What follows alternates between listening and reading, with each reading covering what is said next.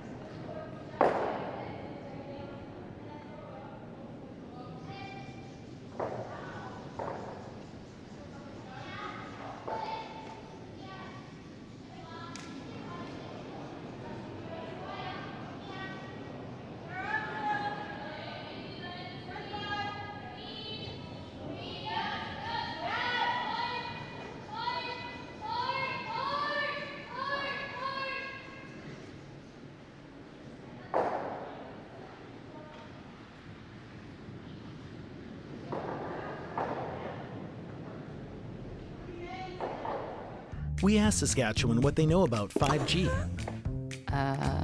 More speed, more innovation. It's gonna make our lives a whole heck of a lot easier. This is what 5G looks like. Better, faster. Sounds like one more G. Sounds pretty good.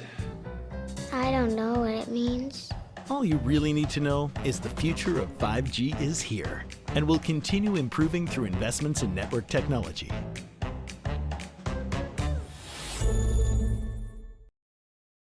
We just got our shipment of logos here in for our next event, which is going to be the mixed doubles. As you can see, there's a few of them. There's roughly 20 logos per sheet to be put in for the mixed doubles, along with a couple extra little dots. But all our logos come from Jet Ice. They are the best logos to put in. We use them around the world, and they're very easy to install. As you can tell, this is the center ice logo that's going to be going in for the world. This is about a 4-footer by 10. It's going to look like $1 million. Their colors on their logos are always nice and vibrant. And like I said before, very easy to put in.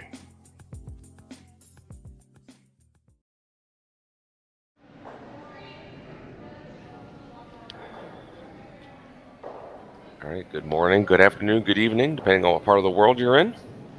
From Swift Current, Saskatchewan, this is the quarterfinals of the RBC Dominion Securities Western Showdown. My name is Sean Murray, joined by Rory McCusker this morning. Hello, Sean. Good morning. We have a quarterfinal matchup is Team Clancy Grandy versus Team Beth Peterson, with Robin Silvernagel stepping in to skip this weekend. Both teams obviously pretty happy to be here. Team Grandy taking the easy way, qualifying through the A side with a 4-0 record.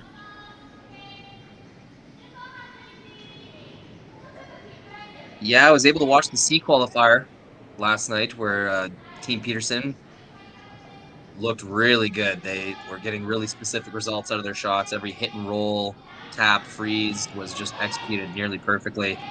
And they sailed their way to a victory in that game. Yeah, they were taking on Isabella Rana from Sweden, who was a tough team, but the game ended quickly. They kind of laid the wood to them a little bit. Definitely earned their way in here. First end was a forced to 1 for Team Grandy, so this will be Team Peterson's first crack with the hammer. Yeah, in 2019, the Scotties Tournament of Hearts was in Moose Jaw. Big pressure on Robin Silvernagel, the qualifying team from Saskatchewan, representative from Saskatchewan, and she answered the call. Robin played really well that tournament and really that whole year leading up to it. So Robin Silvernagel in Saskatchewan, definitely a household name at this point. And to see her playing this well after a couple years of kind of more quiet, not as busy of a schedule, it's nice to see. She made a couple really nice run backs to win the game. She made this excellent hit through the port. Made a 10-foot double the end before that. So really nice to see Robin Silvernagel firing on all cylinders like that. Well, and especially nice considering she's just subbing this weekend. Probably was just not really sure what to expect, but they really got off to a hot start, winning their first 3 games, getting all the way to an A qualifier for dropping a couple. Really doing well. Yeah, watching the game yesterday, and even though they lost to one of the Korean teams, Robin was, for the most part, really playing well. I did not realize they went to the A final and then lost a couple. That's always a weird feeling. You're in the C qualifier. You should be happy. You got a chance at making playoffs, but you've dropped 2 other chances. So sometimes kind of causes some nerves or some doubts, but it didn't seem like it last night. So 7 games for Team Peterson so far this tournament. Only 4 for Clancy Grandy. Would have had either the whole day off yesterday or most of the day off.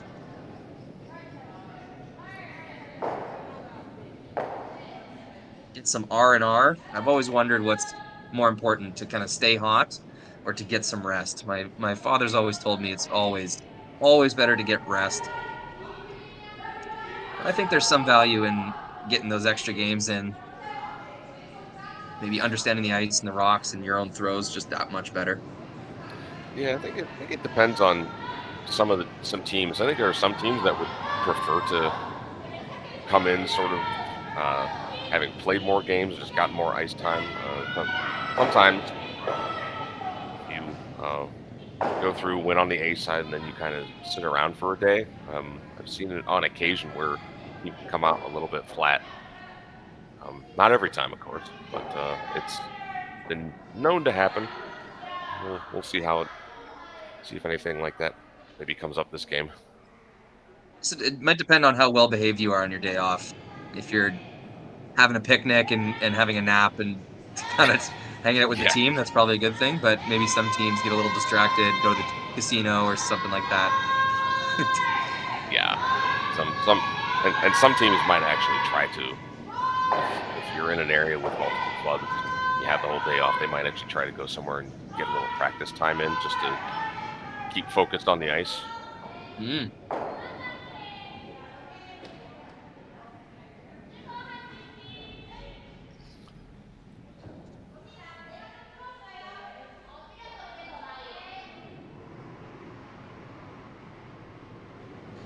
Swift Current, I would always respect the home city, but Swift Current really is a nice city. It's right on the #1 highway there. It's got a little more, sometimes nicer weather than the rest of the province of Saskatchewan. There's a good amount to see and do. A few parks, some hikes, some attractions in town. I have never had the pleasure of ever getting to Swift Current. I've never been to Saskatchewan at all, in fact. It'd be nice to get up there at some point.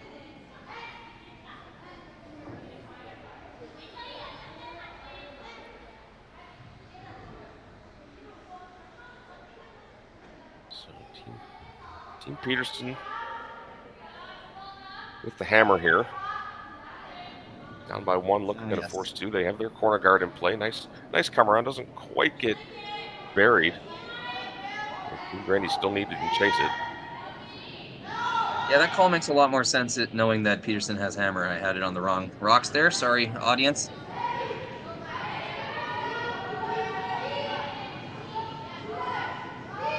Not quite able to get that freeze. Didn't quite curl up enough.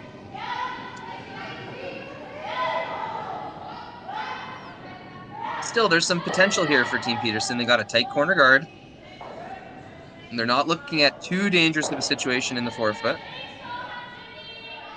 A nice shot there, getting back to the forefoot, trying to draw the play away from the corner as much as they can.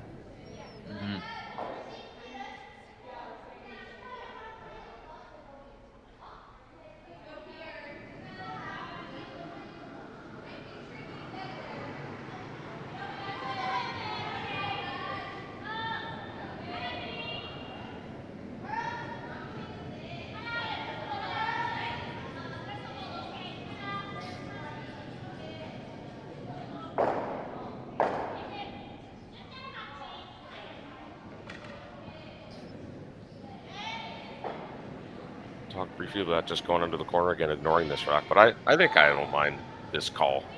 Is try to roll under to the other side underneath that red in the 12-foot.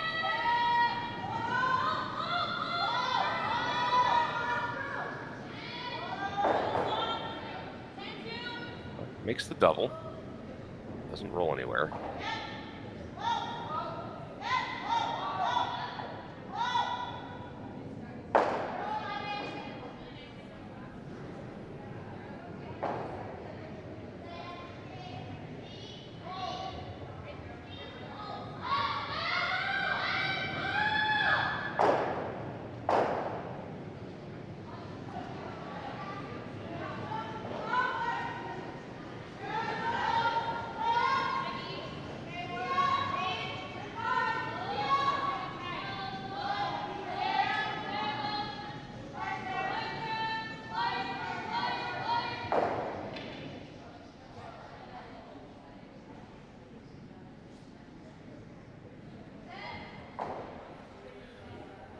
Team Grandy really having themselves a very nice season so far, kind of breaking out a little bit. They currently sit at 10th overall in the year-to-date rankings.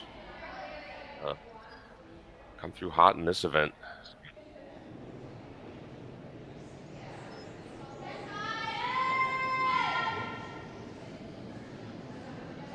Third rock thrower Jenna Loader had a really good game yesterday. This one's really taken off on them.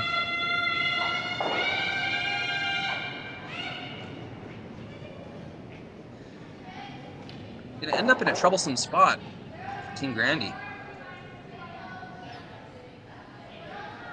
Yeah, they might still want to deal with it.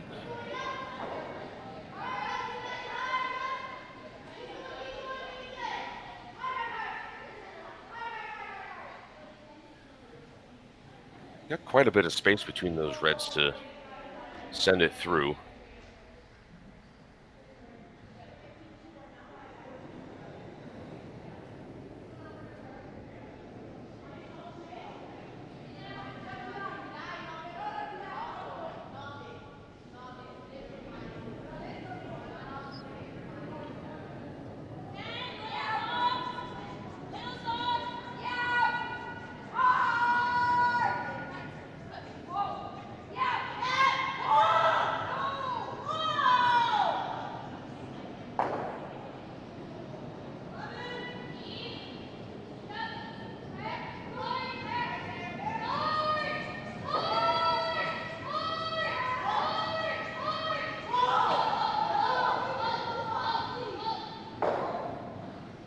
Nicely done. Ooh.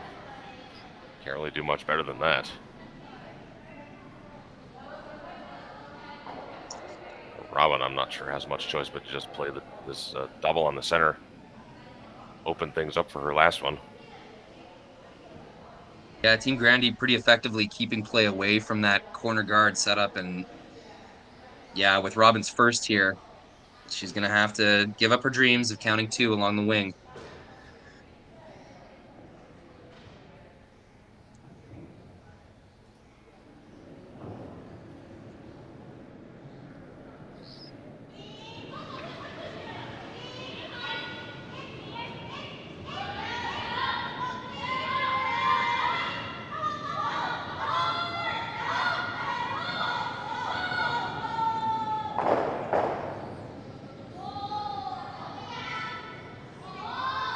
Spills it just far enough.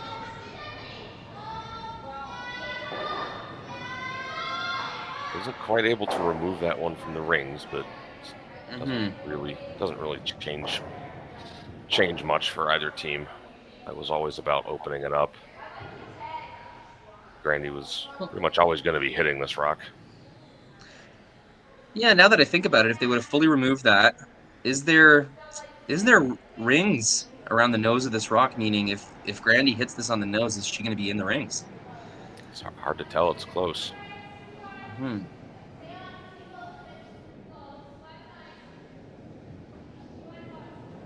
Maybe could have opened up a blank opportunity if they removed that stone and this one stayed out. But I think Team Grandy's going to be able to get a little roll here to count in the rings. It's also going to be right in the middle of the draw path.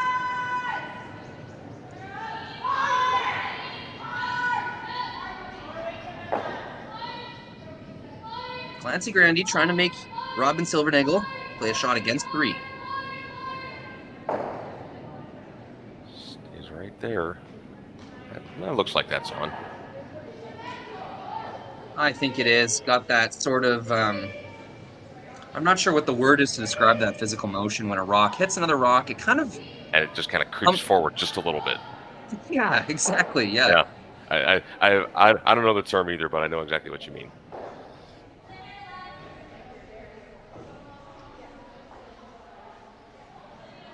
So Silvernagel with her last. Needs to get full 8 plus a couple inches. Be looking for the tee line.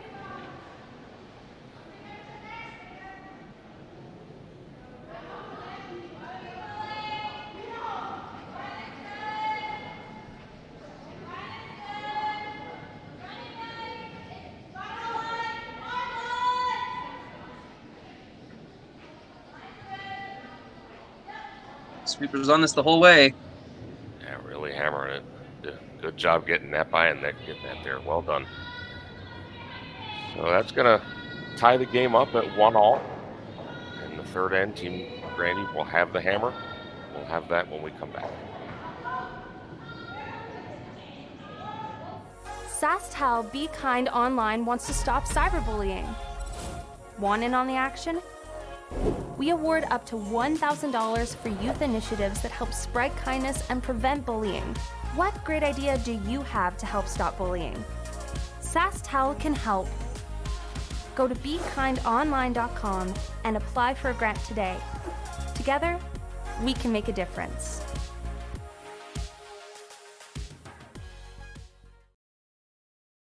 Had some questions about if our houses are painted or they logo. Our events are always painted houses, but in the future coming out, I'm pretty sure we're going to be going to all logo houses. They're a great revenue source for any curling club. You can get your advertisements on there, and usually after the first year, the houses are paid for. It's all free money for you. So hopefully check Jet Ice out for your future in-house logo.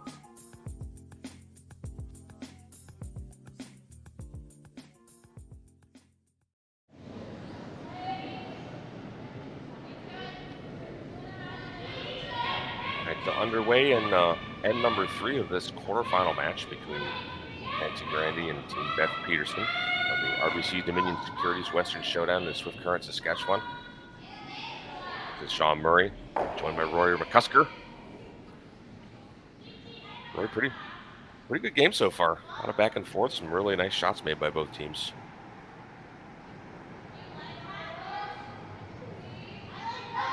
Yeah, we haven't quite seen a messy forefoot yet. Both teams kind of going tit for tat, trying to draw play towards their areas of the house that they had set guards or that they were trying to create.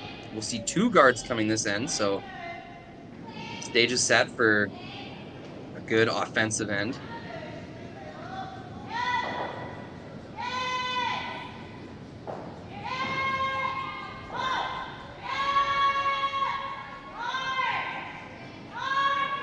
Sweep there to get that corner guard nice and tight to the rings where they wanted it.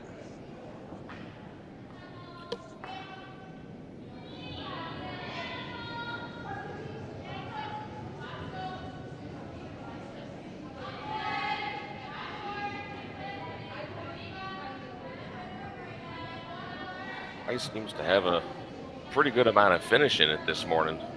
A couple of the games I did yesterday, there were definitely a few straight spots on a few sheets. Teams are having trouble getting buried on certain turns. That one actually, well, speak of the devil, that one seems to track a little bit straight. Team Grandy going to ignore it. Just make use of their corner. They put it there for a reason.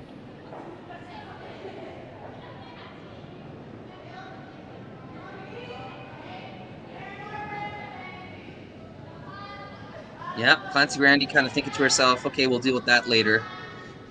It's not perfectly buried, so Peterson's going to need either another guard or to make that draw a little bit better.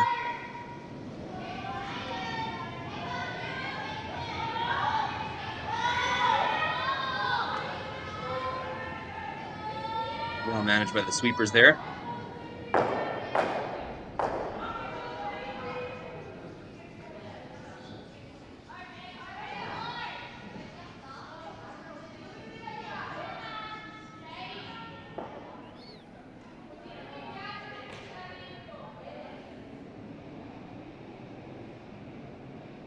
Peterson just going to bring another one around the center, see if they can get this one a little bit inside of where the yellow and the forefoot is.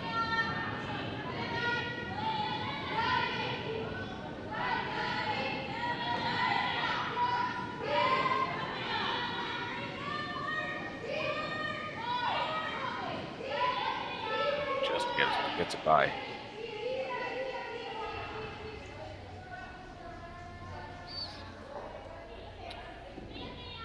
With 5 throws and pretty much 5 makes. All those stones in good positions for their respective teams. Definitely. With 5 rocks, 5 rock free guard zone, those are 5 stones that basically, that's the blueprint, right? More or less, yeah. Center guard, 2 draws around, corner guard, draw around, and now that the free guard zone is over, Team Grandy will do what they need to do here, which is clean up the center line.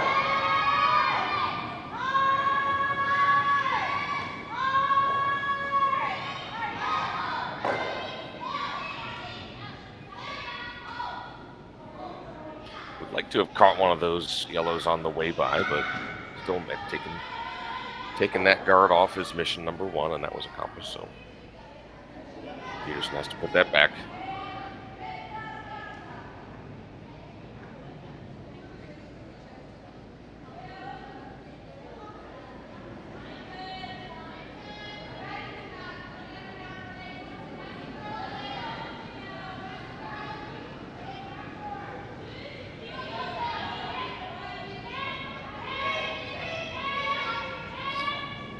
Really well swept stone. The sweepers had the green light right away. It was a little inside and a little light, so sweepers are good to go ahead and pound that the whole way. Put it right in the perfect spot, really.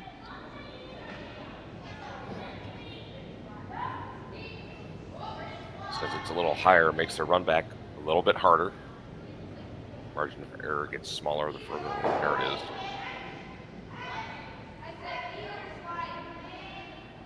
Definitely looking to move these stones around that are in the house.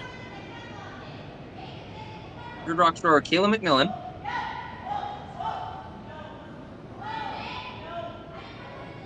Will it come up? Oof. Not quite.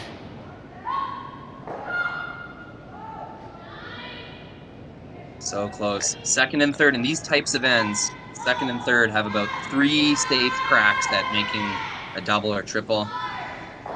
They've just used up 2 opportunities.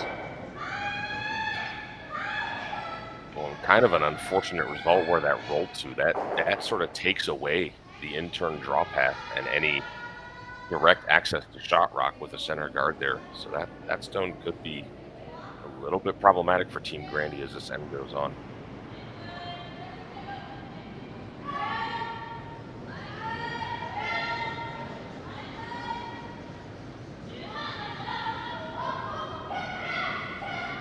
My apologies, that was still Lindsay Dubé, second rock thrower. I took on the extra task, Sean, of putting the rocks remaining on the scoreboard. Oh, Turns out to be a heavily distracting task. I'm going to try to keep up with it.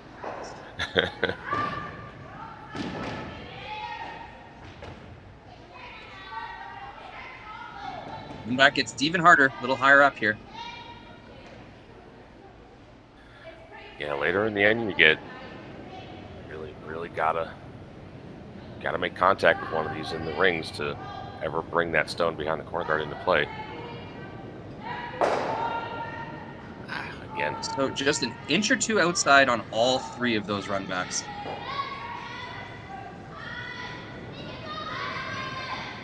Like you said, if you just barely miss the run back, you end up leaving a guard up front yourself. So it's risky business. You want to make that run back as soon as possible so you limit the amount of extra rocks above the rings. Things turning from urgent to a little bit scary for Team Clancy Grandy now.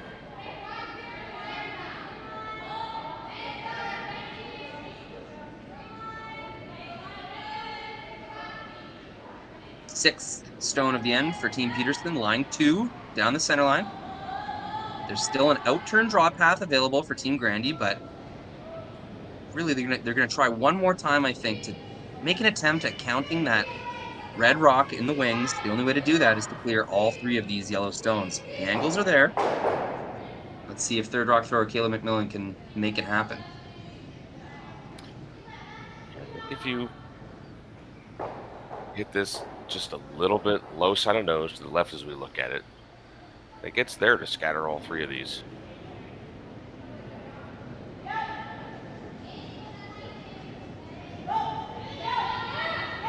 Moving the opposite turn. Trying to shake things up. 1. Oh, so unlucky. Oh, what a bad break.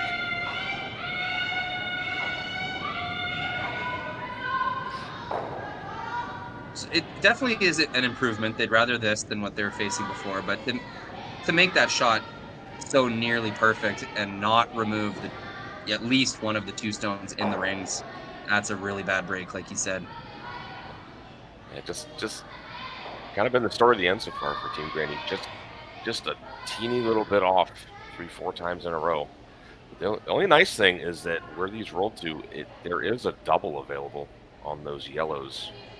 So Team Peterson with Robin Silvernagel's first stone coming up at this end needs to be very deliberate about where they put this. I found it really interesting how they switched up the turns they took on that run back attempt. Must have just understood that the last 3 attempts didn't quite curl up enough, and they might have thought to themselves, why not try a different turn here? We've thrown those rocks pretty good. We weren't getting the result. It's a test in kind of a, maybe not patience, but understanding that there could be a run in the ice. There could be a straight spot where the rock is just not quite able to get over the hump, and so they took on the opposite turn. Yeah, again, just sucks to see the result just did not manifest for them. Yeah, and you do see that a lot sometimes. If there is ever a path like that on ice, it can be near the center line when you're trying to get a rock to just get up onto or across the center line. Sometimes they like to hang. Yeah. In this situation, Team Peterson carefully discussing what to do with this. The way it's set, if you throw a guard, you kind of have to guard the stone on the left, but then you're going to leave a potential draw freeze path on the shot stone. So maybe bring it in to sit at 3, and I think after a bit of discussion, that's what they've decided to do.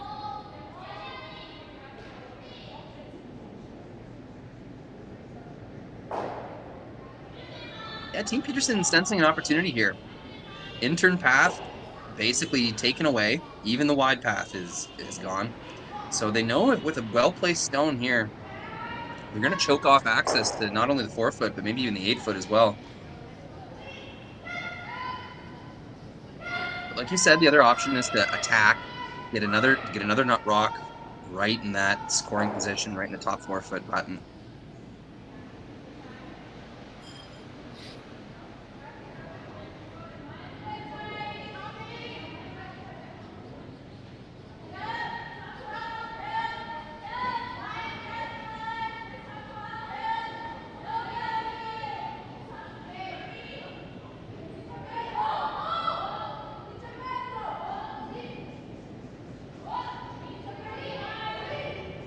Unfortunately, they got neither results. They would have either liked to have that a little, like a foot outside to choke off the path, or to really get into the 4-foot and attack that area. Unfortunately, it's not going to do either task for them. Yeah, now Team Grandy with a little bit of life has this double here.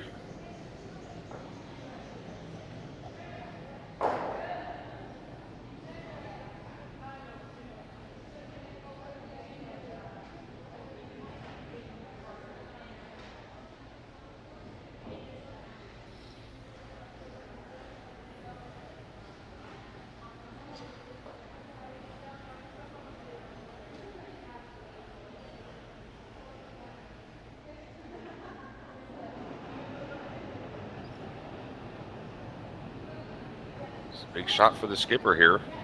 Our first in the third end.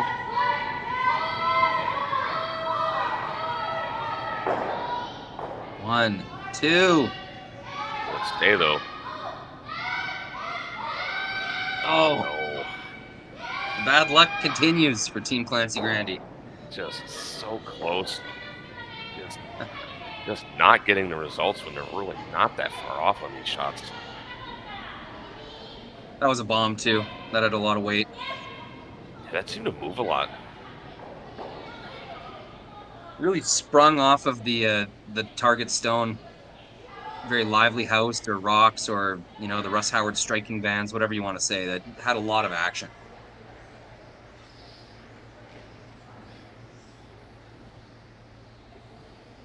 So now, Robin Silvernagel going to go after the only stone remaining in the rings. Way out here on the side. Like to try and wiggle under that corner guard a little bit and get the force on.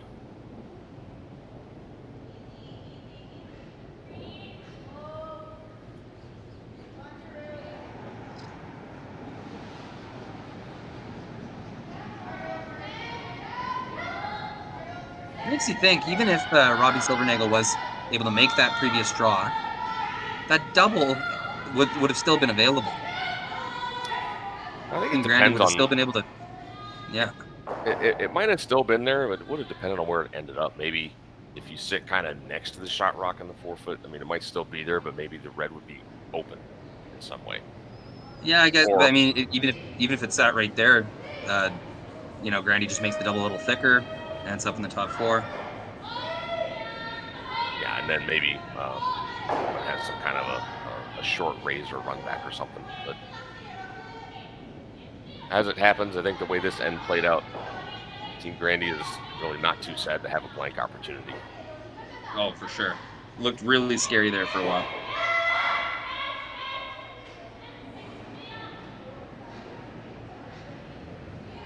So looking to hit and roll out, blank, and take the hammer into the 4th.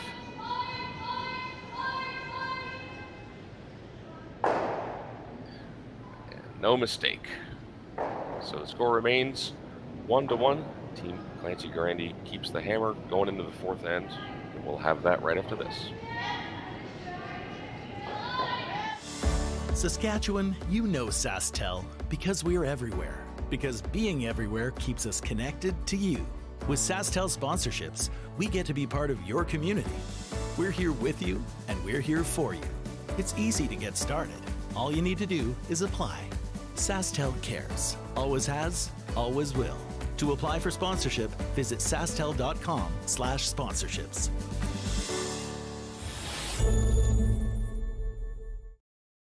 We asked Saskatchewan what they know about 5G.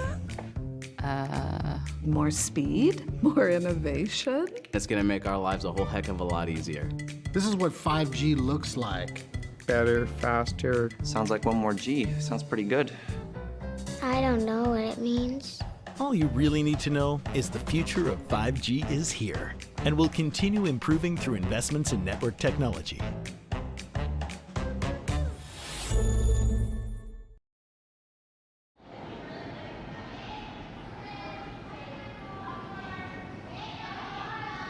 So underway here in the 4th end. Quarterfinals from RBC Dominion Securities Western Showdown, Swift Current, Saskatchewan. Team Clancy Grandy and Team Beth Peterson. Robin Silvernagel subbing in at skip. High game, Team Grandy with hammer.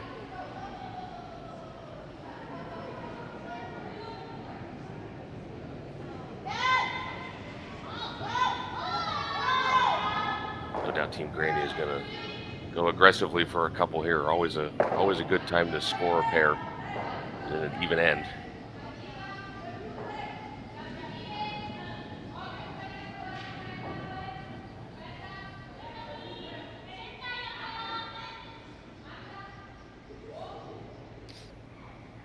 Team Peterson's first stone right on the button. Team Grandy throws a corner, and now it's going to come the center guard. Yeah, the only difference being Team Peterson threw their first rock in the rings. They had some trouble getting around their center guard the end previous, so making a gamble or kind of making an assumption that Team Grandy would throw a corner guard no matter what. They get their good steel stone right on the top of the button first, and they'll try to guard it second. This one just a little bit strong and doesn't quite finish. Creeps into the top 12. A definite mistake there. Although, are we seeing Team Grandy ignoring these? We are. Yeah, it looks like they are. This is what we saw them do last end too. They established their corner guard. They completely ignored opposition stones in play. It just went right around their corner. Yeah, I thought we'd see them take the opportunity to clear out those yellows and leave themselves with a corner guard and a stone in the rings. But there's certainly nothing wrong with this call. This is definitely the more trying to find a word other than aggressive, but it's a call that try to keep 3 or more open. Really, the possibility for it. Yeah. I would say maybe describe that as just a very confident call, basically announcing that I don't care where your stones are. I'm going to go around my corner and I'm going to put it on the scoreboard. Yeah, because I have all in to deal with your rocks. Sure.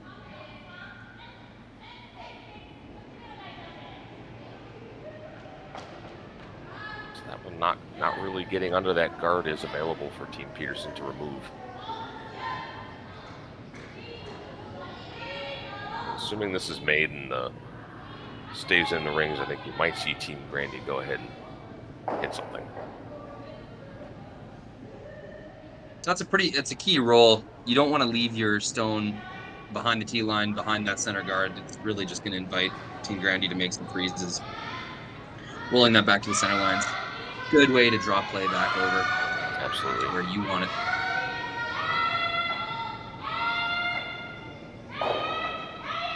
These stones in the middle, Team Grandy kind of has to deal with them a little bit. Still going to be trying to roll over towards their corner, no doubt.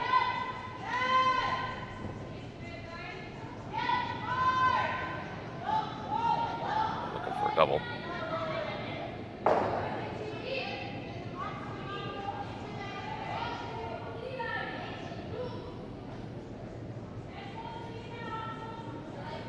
Misses the double, but that's still going to do some good work. In order to make this hit, Team Peterson's going to have to roll off. One way or the other. Yeah, it's kind of interesting. Hey, Robin recognizing the opportunity. She knows that if they hit that stone, it's only going to open up their 2 stones in the back there. It's really going to be a trade, a 3-rock trade that benefits Team Grandy. So Robin recognizing that's going to break the cycle and switch gears a little bit here. Yeah, I like this call. I think where that ended up rolling to, dead covering those 2 Peterson rocks, favors Team Peterson. For sure it does. And to chase that Grandy rock in the top of the rings is only going to open up your stones on the button. It's going to benefit Team Grandy at the end of that kind of rock progression. So why not take the initiative?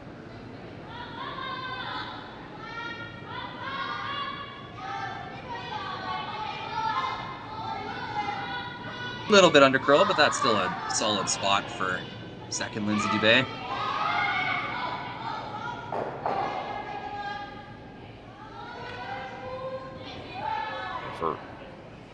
For sure, enough to be headache-inducing for Team Grandy, and they're trying to figure out how best to deal with this.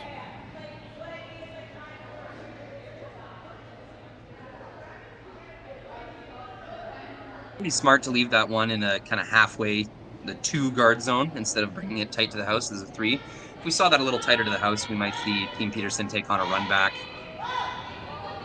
Yeah, any attempted run back would certainly be easier the tighter it is to the rings. I think they're still going to take a run at it. Yeah, with no real way at that shot on the button. Their hands are tied. They basically have to make a play on this one, so if you're going to play it, you may as well try to get the best result possible.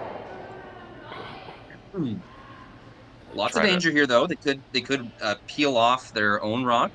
They could nose this and leave their own stone as another center guard. Lots on this shot here.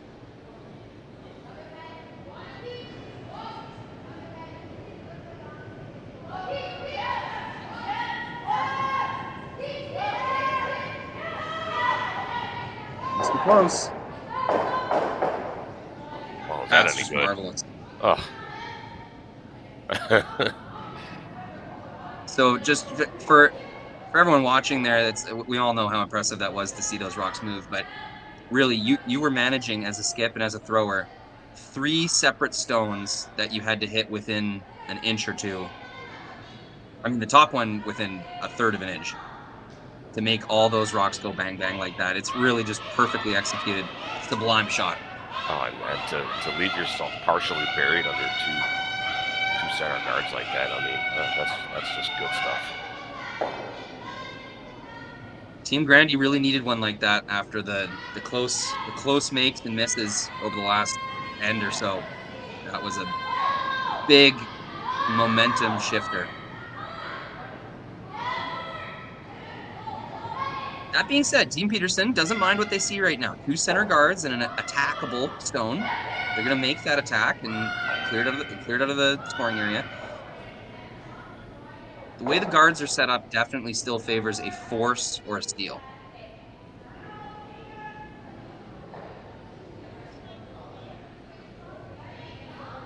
And I think Team Grandy recognizing that. You got those stones in the middle.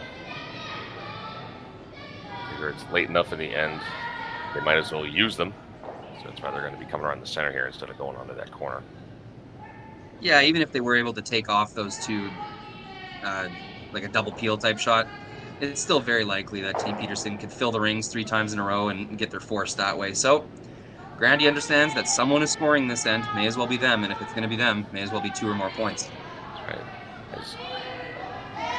As Russ Howard might say, if you're going to be forced, you might as well be forced to 2. Yeah. That's a great Russ Howard quote. And it's true. Yeah.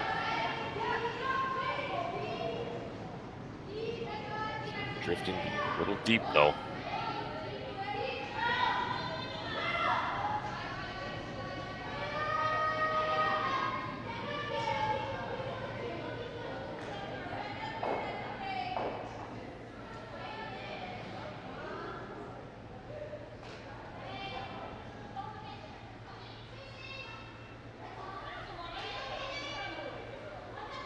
Peterson going to follow that rock in, trying to just get to the top of the 4-foot. They can go all the way to the back one if they want to, but ideally they get under those guards and they stay in front of the tee line.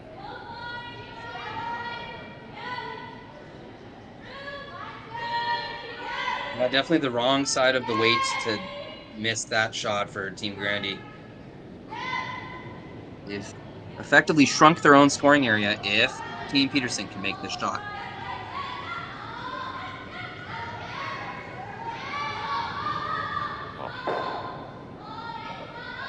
So good. Just barely snuck it by. It's in there for shot stone. Really nice sweep there. Needed to go for both line and weight.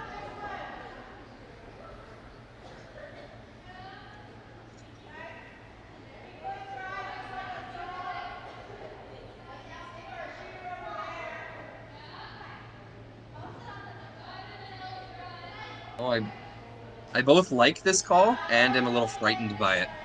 If they do end up, they were signaling Team Grandy the potential of hitting and rolling on that one in the top 12. Kind of stacking the rings, making use of their corner guard again, but it would leave a center guard and a top 4 stone of Peterson. They would need a miss from Team Peterson in order to make it happen. So, thinking through that, looks like they've decided on addressing the center guard instead. Yeah, I think I like this a little better. As a better result from a good make.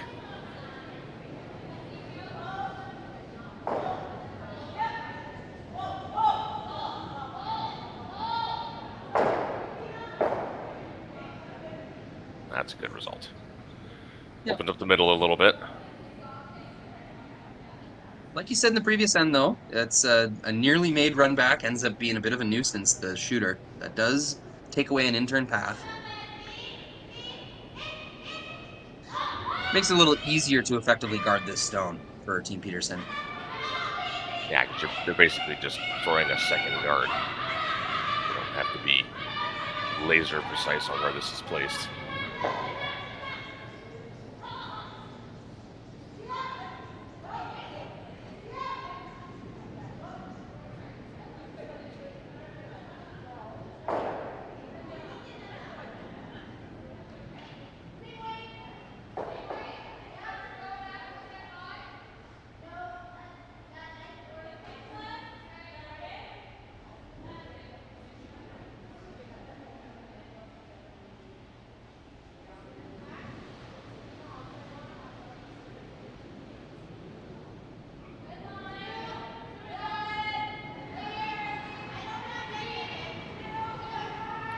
As long as you're at least splitting center on this,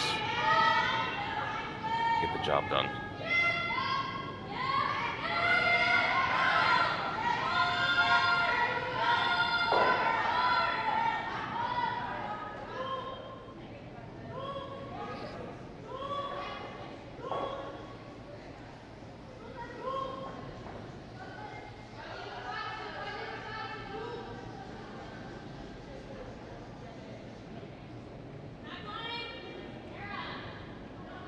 Grandy looking at their options.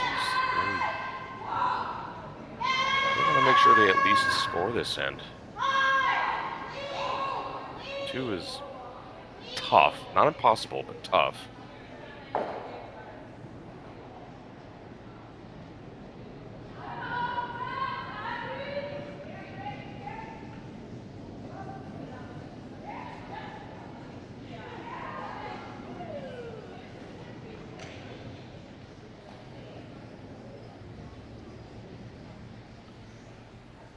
So looking to get around that center guard and just by that yellow shot stone that's top 4.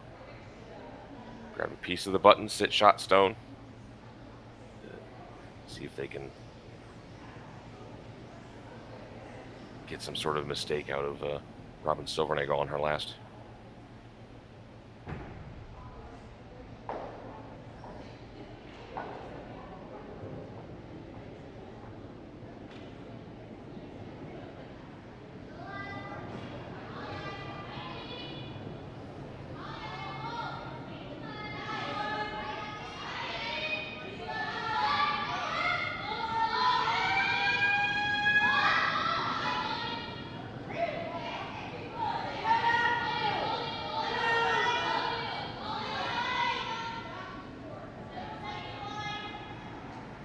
By, but looks like it needs to stop.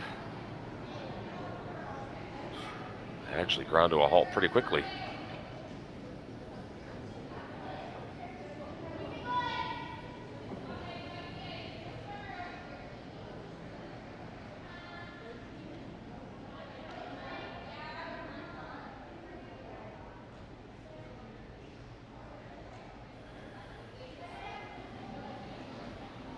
A couple different ways to go about this. You could throw back 12, back line, wait, try to tap this and sit 2. Be in really good position to maybe steal. Or you just freeze on it, shrink the scoring area down to nothing. Get a force that way.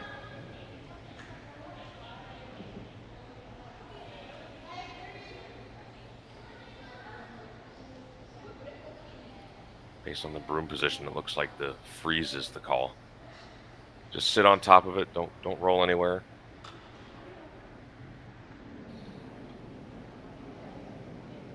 Team Grandy is going to have a really hard time ever getting 2.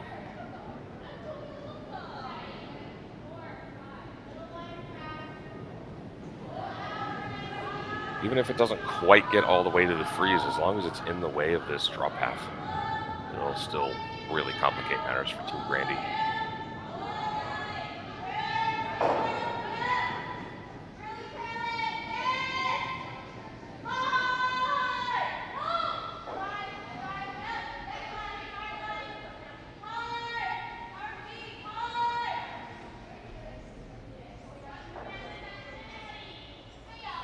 Nicely done.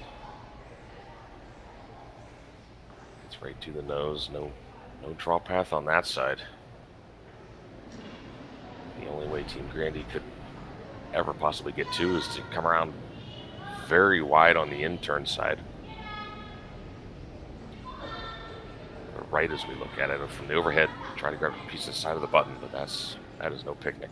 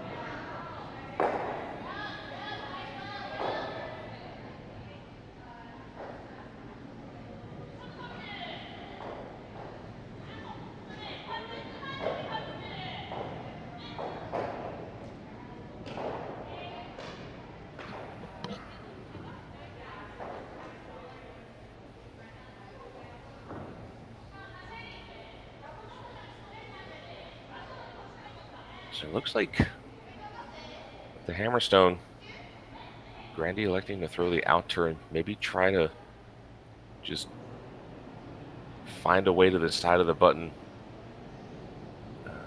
this way. Suppose they can rub off of the Yellowstone just placed there by Silvernagel.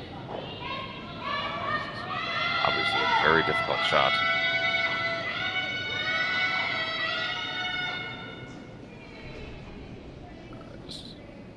Strong just cruises right through. So it's going to be a score of 1. Team Grandy takes a 2-1 lead. Team Peterson will have the hammer in the 5th end when we come back.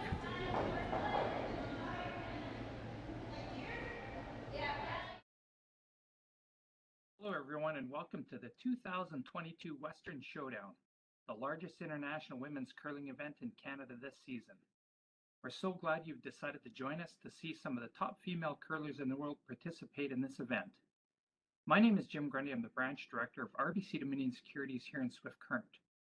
Our branch is not only a huge fan and supporter of curling in our community, we're so proud to be supporting the Western Showdown for its inaugural year. RBC is committed to working with our community partners to promote and celebrate vibrancy in sport in the communities in which we live. Thank you to everyone from the Western Showdown team for putting together this amazing event. On behalf of RBC, enjoy the tournament.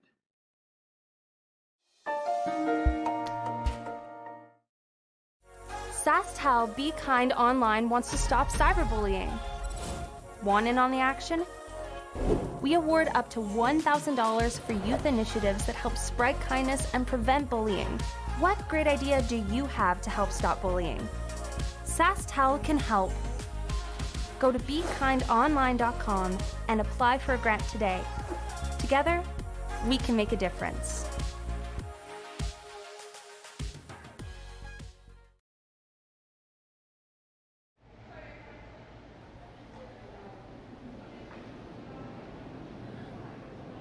Moving into the second half of this quarterfinal matchup between Clancy Grandy and Beth Peterson. Grandy with a 2-1 lead. Peterson with the hammer this end. Been a pretty well played game by both teams. Still can go either way.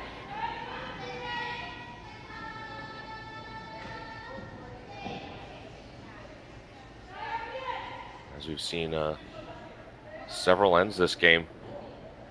First team throws a center guard. Team with the hammer throws the corner. These two teams not afraid to go at each other. Taking a look at some of the other games on right now. Every game within 1 or 2 points. No blowouts yet. Silvana Tiranzoni leads Penny Barker 3-2 with hammer in the 5th end. Winnipeg's Abby Ackland leads Sayaka Yoshimura 2-0. Yoshimura has hammer in the 5th. And international matchup, Korea's Yoonji Kim leads Italia's Stefania Constantini 2-1. Constantini with hammer. So every game kind of a toss-up at this point. Some advantages here or there, but pretty even across the board. And I believe the winner of our match here will be taking on the winner of the Tiranzoni-Barker matchup in the semifinals later today.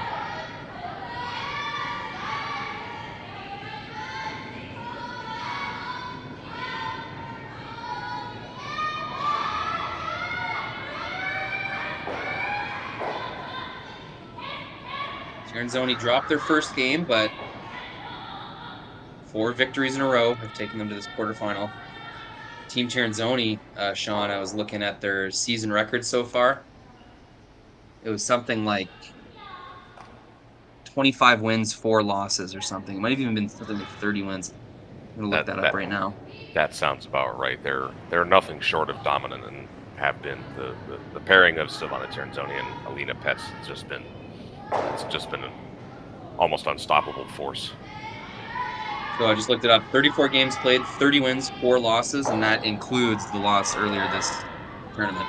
That's just unbelievable. Yeah. That's the definition of a juggernaut team, I think. They are one of the world's best for a very good reason. Yeah, those are Kevin Martin in his heyday tier numbers.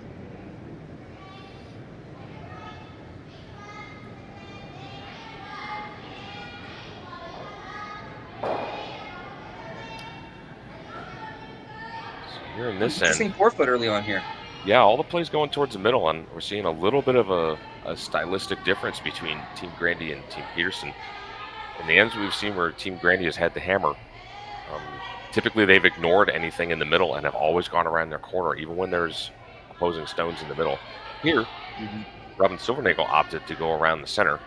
All the play is in the middle, and we're going to see how that pans out since they do have the hammer.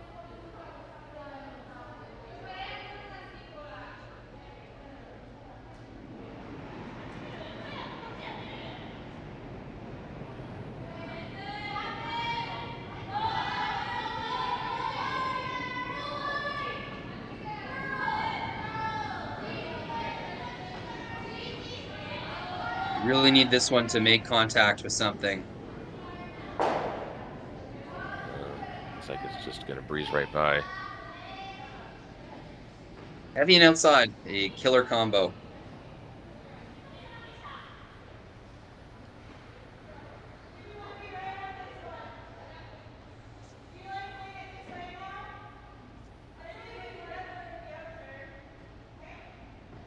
It's going to be easy to remove the Peterson stone in the top 4. Yeah, it looks like they're opting to stack this out-turn side instead. And just gonna keep piling things up behind the center.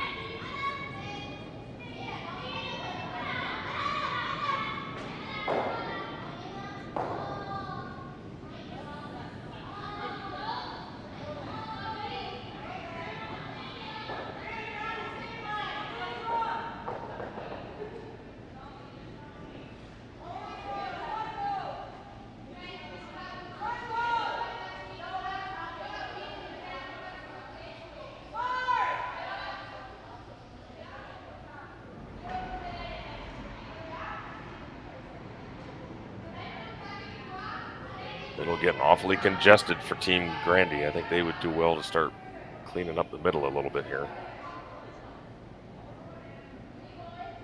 Fortunate with the angle that created, kind of loaded up a double on those reds. I feel like they may have been trying to either tap that on the nose or stay a little bit on the outside, keep those red rocks directed towards the button area. Just checking the chat here, Sean.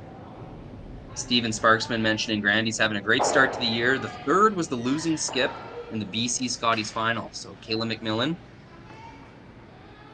joining forces.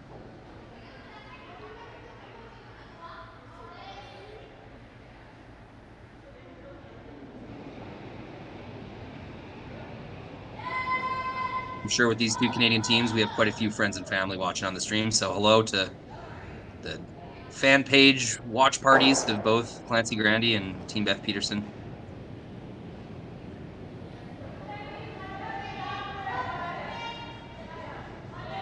Just a straight peel.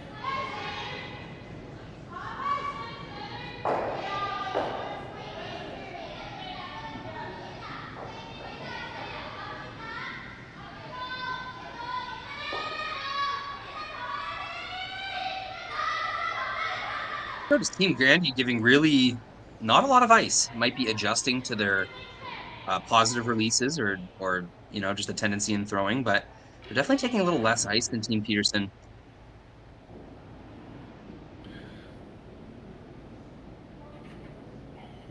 And yeah, that is a super. That is a super positive throw. That's a really chucking that inside out there. It's going to come in handy on very swingy tournament ice. Absolutely, they get to a slam or any kind of arena event. It's come in very handy. So choosing to keep that throw intact, they'll just take less ice and keep their habits intact. It's probably a good idea. Yeah, I think that's the right way to do it.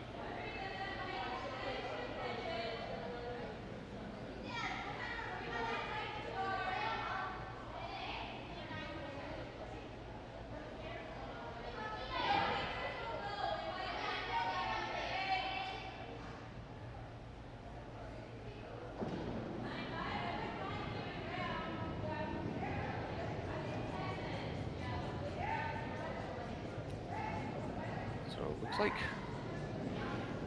Beth Peterson going to make a play on that top red. I can only see maybe half of. But that gets something set up under the corner that could maybe go on the scoreboard later. At the same time, loosen things up in the forefoot a little bit.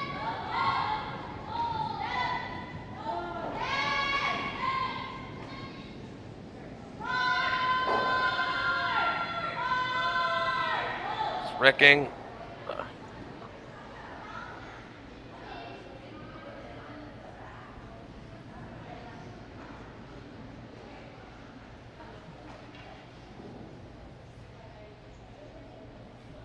I'm pretty surprised that this forefoot has not changed at this point in the end. No, there have been. That was probably the first real attempt to really move things around. Team Grandy is still content to just guard the situation. They like the way it's set up.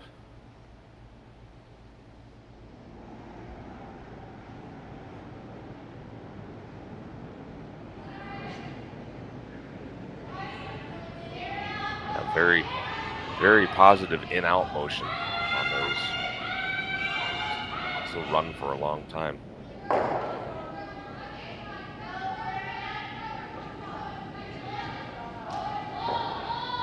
Heavy here.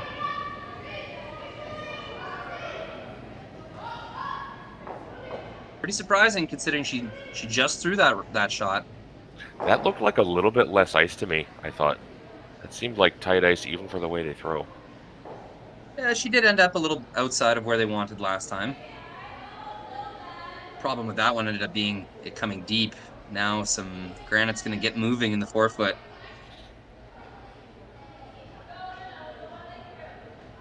I see a shot to remove 3 red stones.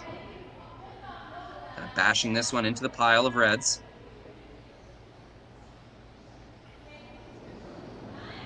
You definitely get the shot stone and the third shot going for fun. Just make contact and they're gone. With this almost in the center line, you can make that top one go too. Get it over top of the yellow and out the side.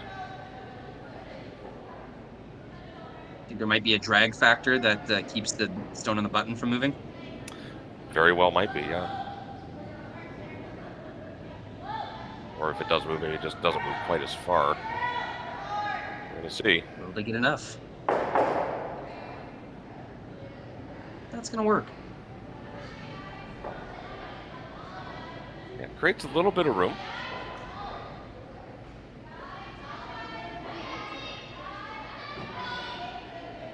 Just with that kind of inside-out stagger, those 2 red rocks are not going to be very useful for Team Grandy. Not going to be able to promote that into the button area.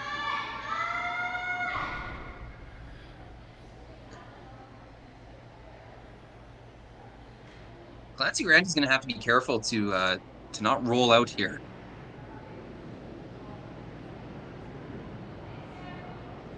Yeah, you want to be sure you hang around. The way those 2 reds are staggered, you really have to, if you were trying to attempt some kind of double, you really have to pound them hard to get that top one all the way out of the rings. They look like they're just about frozen. Correct, but in that third end, we saw Clancy Grandy throw some very big weight. I think it is possible. It's definitely there for sure. We know Robin can throw the weight too.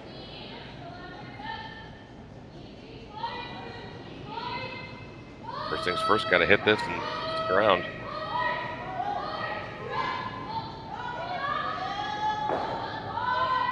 Making sure they get it. That was a sweet call just to make sure it didn't jump on them. They could have got a little greedier with the roll and where they ended up with that stone, but the priority is just remove the yellow and they get that done. Absolutely.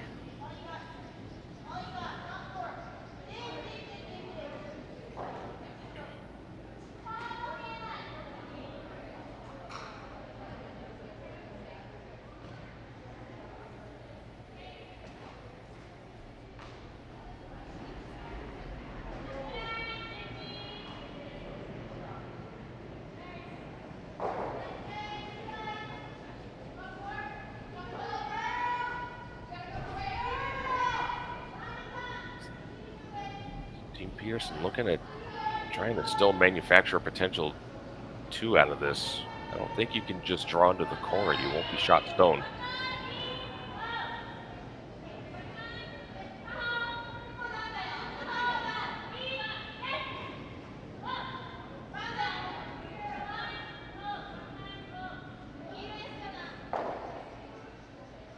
So playing a hit and roll or even a thin double off of these top 2.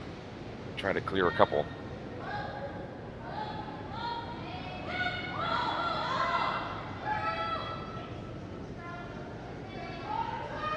He is the shooter. Let's get that shooter around. And they will.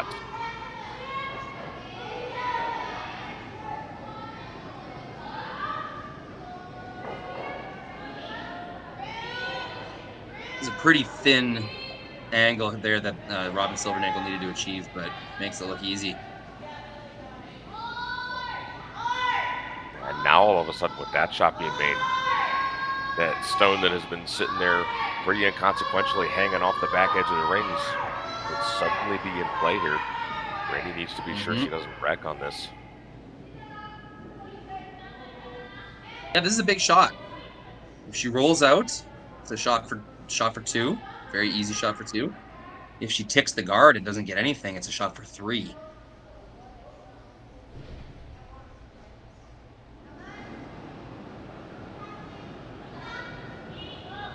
Probably biggest shot of the game so far for Clancy Grandy.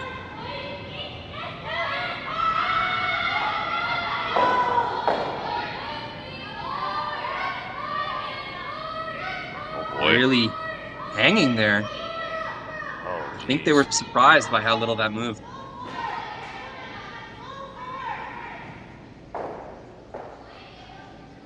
Didn't seem too panicked off the bat. No, I think they were happy with the throw. That just really tracked on them, and all of a sudden, really from nowhere, with a masterful first shot, Robin Silvernagle's got a good chance of picking up a big 3 points and taking control of this game.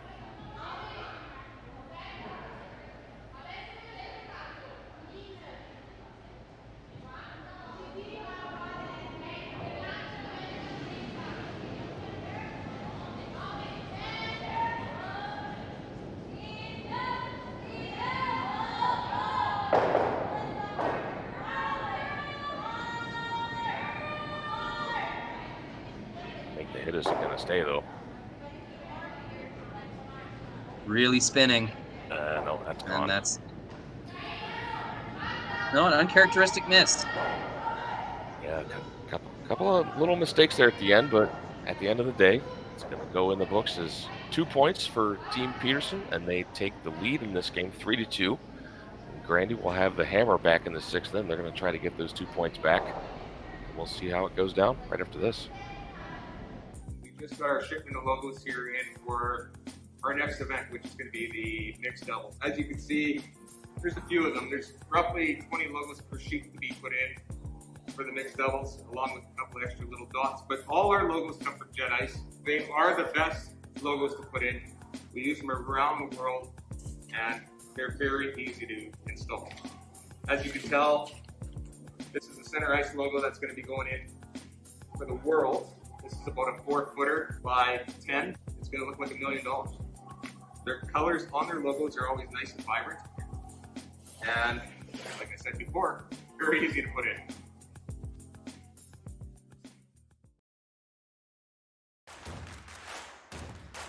Imagine being able to stream every curling game from every sheet from any event, be it your Wednesday league game, bonspiel, or corporate event.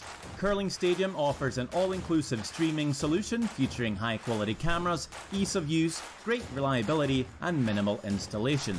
Offering your sponsors customizable ad space on your streamed curling games and being able to sell video packages to your corporate events for increased revenue. With Curling Stadium, you can stream to any device, be it your mobile phone, tablet, or computer. Push the feed to your desired platform, be it Facebook, YouTube, or any other social media. Curling Stadium is simply the way forward. Where it's commonplace in other sports to televise every game, we want to do the same. Curling is a global sport, and it's time it gets the coverage it needs.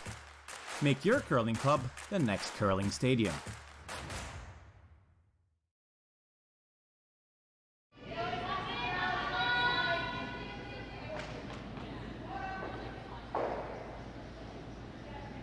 So now we're into the 6th end. Beth Peterson leading 3-2 over Team Clancy Grandy.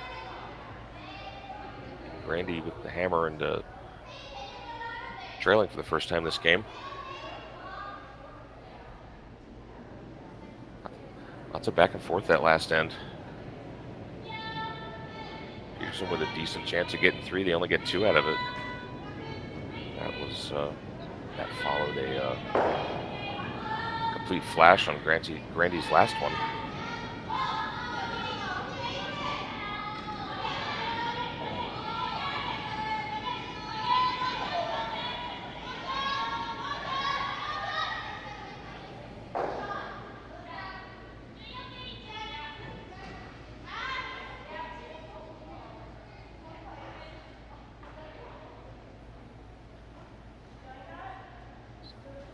Peterson with Robin Silvernagel in at skip for the weekend. Brings the first 2 into the middle. Is it call, Sean? Were they trying to come top 12 there? I figured the call was at least to be on the center line. I think they stayed on it and swept it because it wasn't curling enough, and that's why it ended up in the rings. Yeah, just lead Melissa Gordon maybe dealing with some mismatched rocks, or she's just having some trouble with consistently replicating the throw. It seems like the second rock has had some trouble a few of these ends here, whether it kind of hangs outside or whether it comes a little deep. Seems like the second Peterson stone hasn't quite been on target, so just something to watch for. Might be dealing with some difficulties, with the rocks or that rock could be a little straight or something like that, and that's typically how it goes. If you identify a bad rock, it almost always goes to the lead or leads.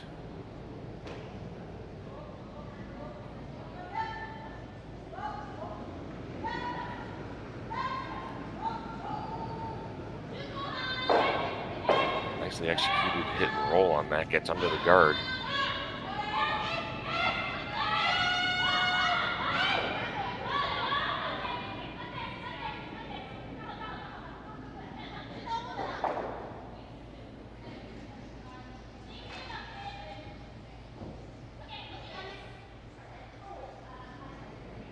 There's a nice center guard, lined up perfectly with their stone in the rings, and not showing any of the wrong side, I guess, the side that would allow Grandy to make a hit and roll behind their corner guard. Exactly.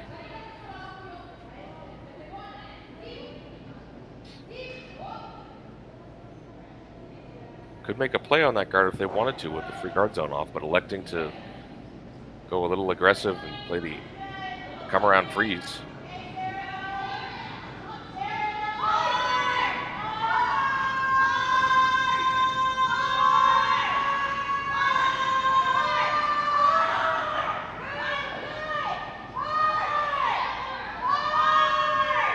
Rubs and rolls, doesn't sit for shot.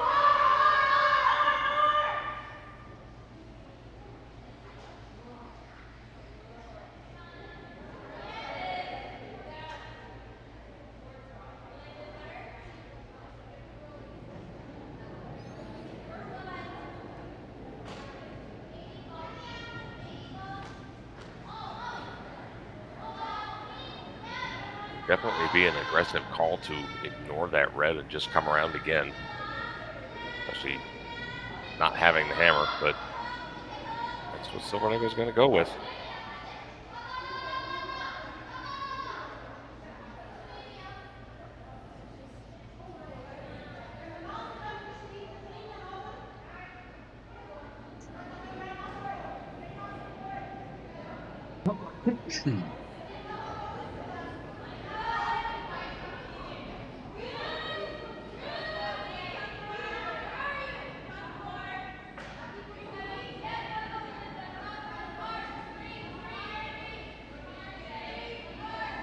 Definitely running. They're going to try and make contact with that red now. That was significantly heavy.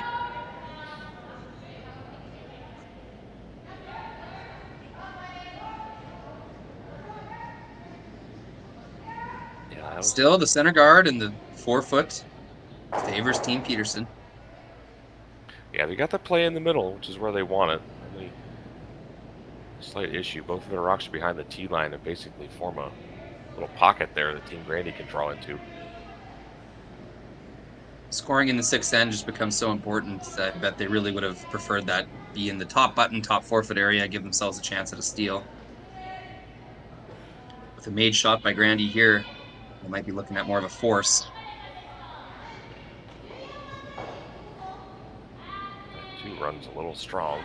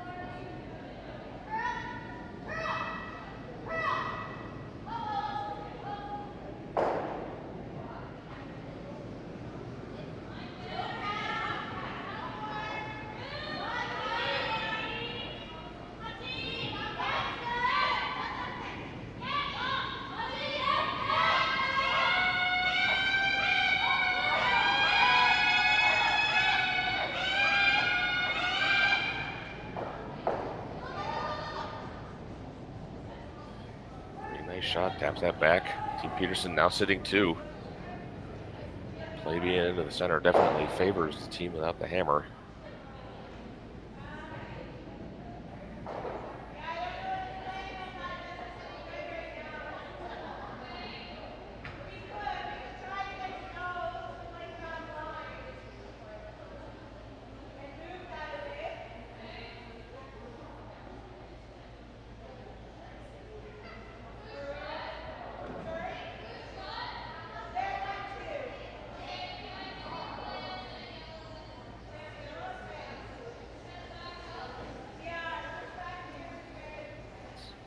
High enough in the rings now that they get all the way to the nose and make this tap. I don't think they're going to be shot stone.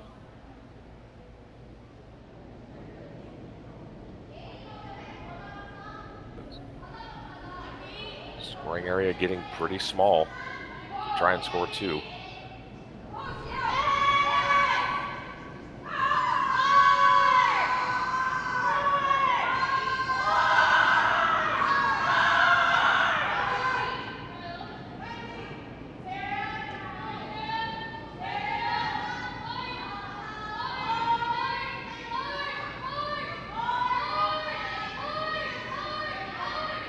Really getting some curl out of this one.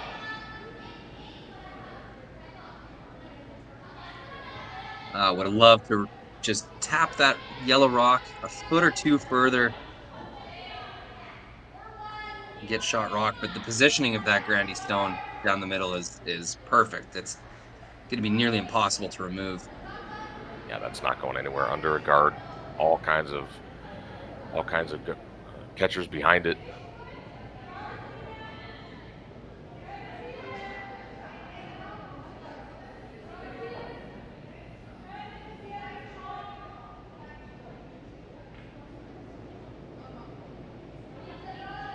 It's in a loader.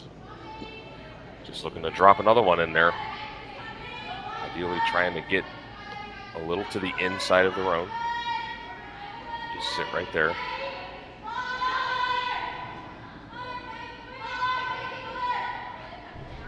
Looks like this needs weight.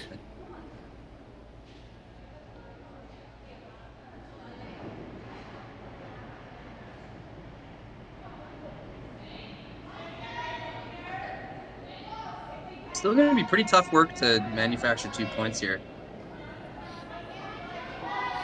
Yeah, they're going to need it. Team Grandy needs a couple of very precise shots to make it happen.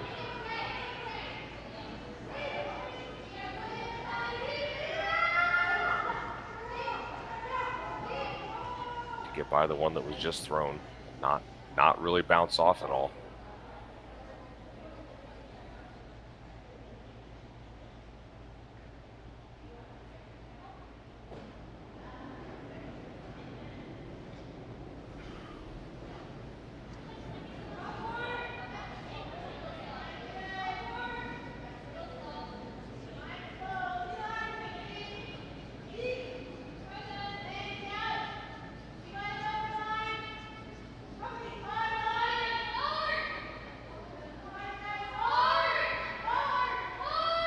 by. Not quite. Funny, both teams struggling, throwing the rock a little too heavy earlier in the end, and then two light shots in a row there. Matching each other's misses here in the sixth end. Yeah. It's kind of the messy look of the house kind of bears that out. A couple shots not really going exactly where they want.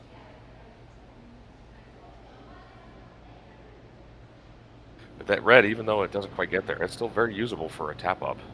So Silvernagel looking at potentially guarding.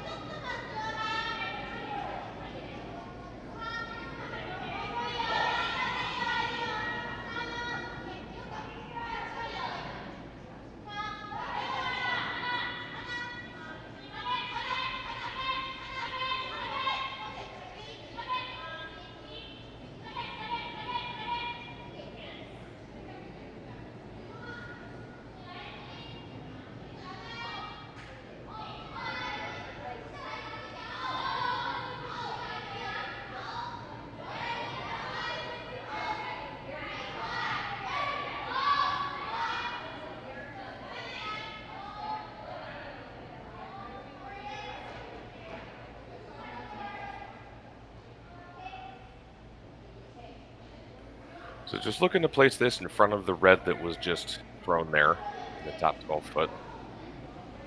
Just trying to take away the tap.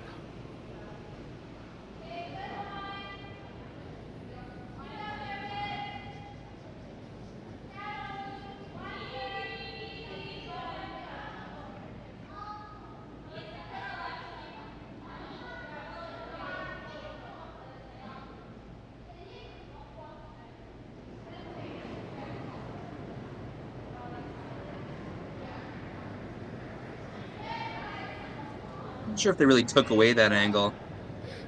Did make it a little harder. That's definitely a little tighter than probably would have liked, but not bad. Granny now looking at, I think, angling in their corner guard. Going for a top result here. If they get this absolutely perfectly, yeah, they might just lie free. Yeah, absolutely.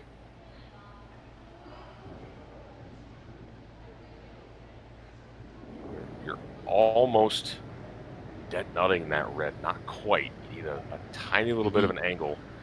Get it off of the yellow that's to the left of the button as we're looking at it. It might get over and even get the right one too. Not a lot of danger in throwing the shot. I don't think you can hurt yourself.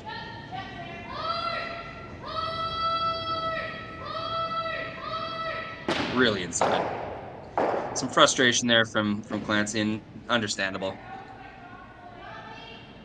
Yeah, recognizing that was her best chance to make some hay out of this setup.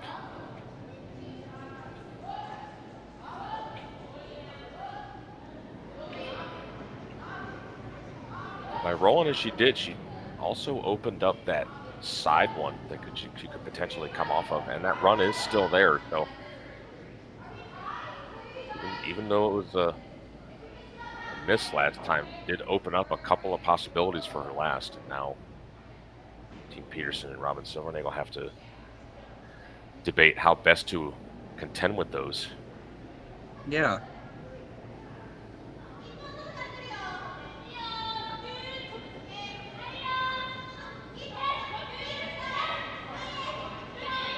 Pretty good situation right now. There's no way to take both shots away. There is an in-turn double run back. There's an out-turn run back. It's going to be impossible to take both away. So they're just deciding which one they think is going to be the most dangerous shot. And it looks like they agree with Team Grandy that this out-turn run back has the potential for the most points. That in-turn run back is likely, even if made perfectly, only for 2. For 2, yes. Yeah, I think you take away the shot that A, they just tried, and B, has the biggest upside for them. You're going to leave them something. As you say, you can't take everything away, but take away the most dangerous shot, and whatever happens, happens.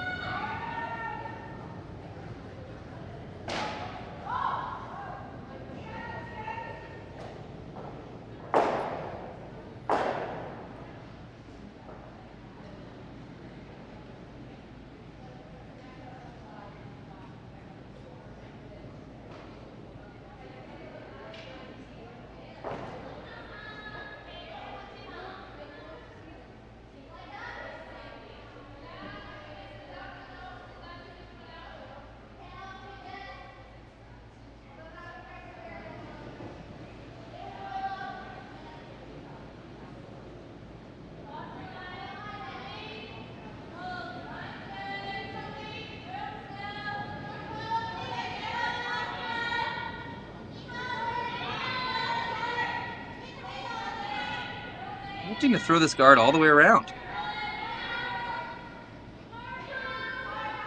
I'm not sure this is going to take that run away. Yeah, I'm not sure why they put the extra layer of difficulty on themselves there to get that draw all the way around. I mean, they were never going to count that stone. The purpose was to take away this run back. So, yeah, a little surprising there. That same line, just a couple feet over the hog line, would have been perfect. Would have totally taken this away, but...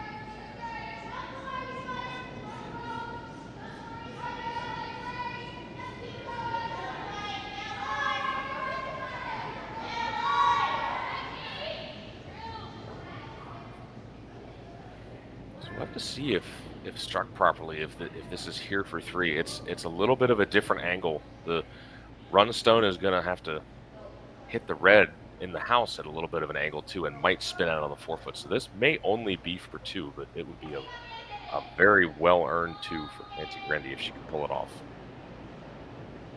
The huge shot here for the skip. Clancy Grandy trying to flip this end around. It's pretty close.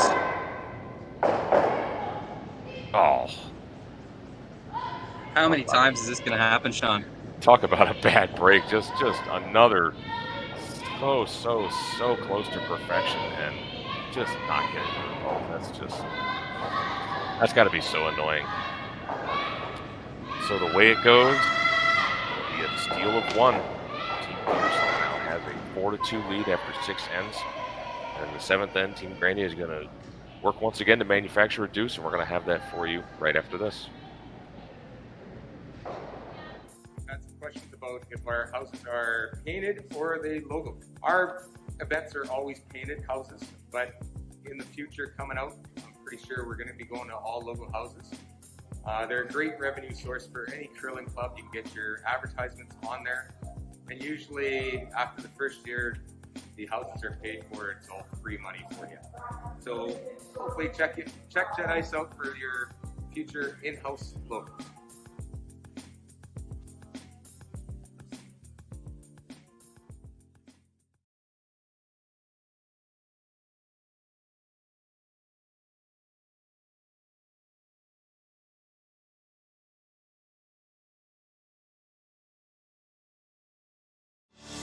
Saskatchewan, you know Sasktel because we're everywhere. Because being everywhere keeps us connected to you.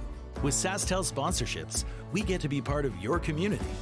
We're here with you, and we're here for you. It's easy to get started. All you need to do is apply. Sasktel cares. Always has, always will. To apply for sponsorship, visit sasktel.com/sponsorships.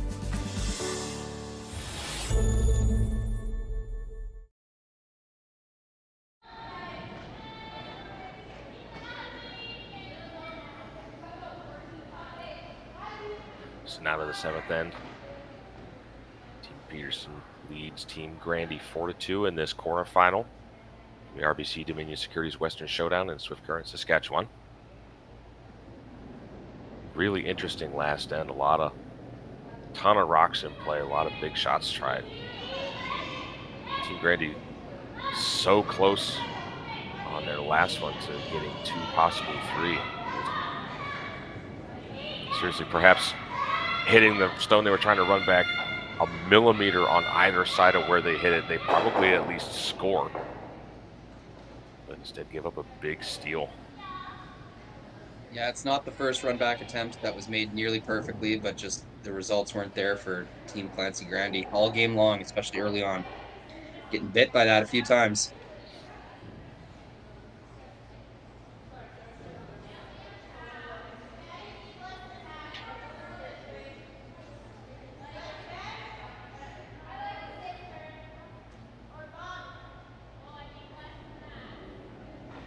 Now with a 2-point lead and only 2 ends left, you can bet that Team Peterson and Robin Silvernagel are going to want to simplify things.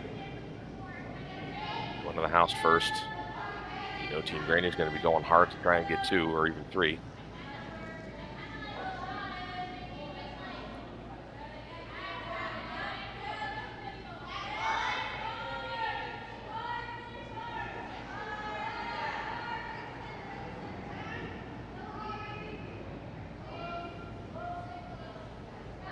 Of course, Team Peterson would absolutely love to force this end if they get the chance. Take the lead and the hammer into the last end. But even if they end up giving up 2, it wouldn't be too sad about that. Tied in the last end with hammer is a pretty good position.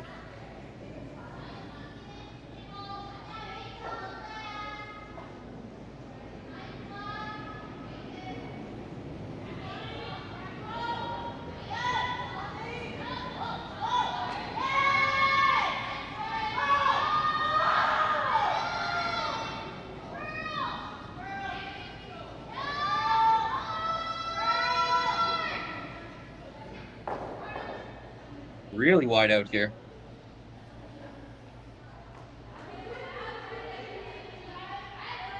Yeah, trying to come around the wide side. Maybe they just got into some slush out there on the wings and didn't have the legs.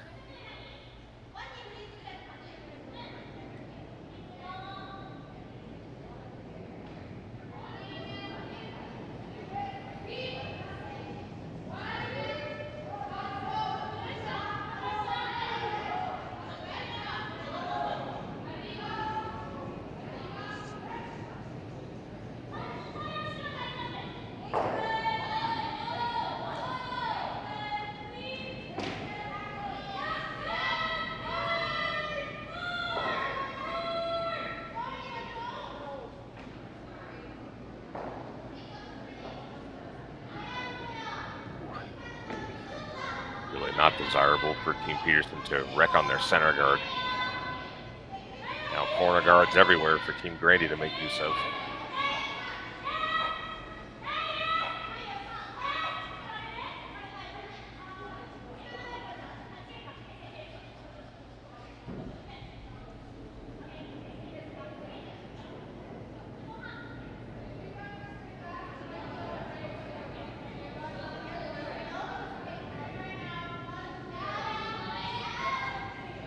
Looking to get under the stack of 3 corner guards on the right side of the sheet as we're looking at it.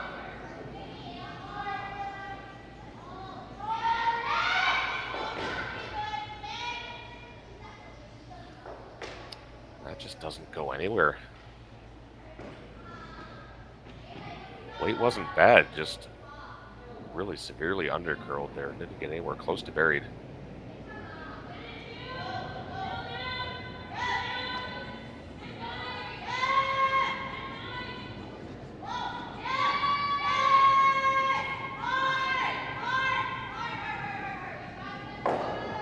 The way those corner guards are lined up, though, each one of them might be available for some type of run back.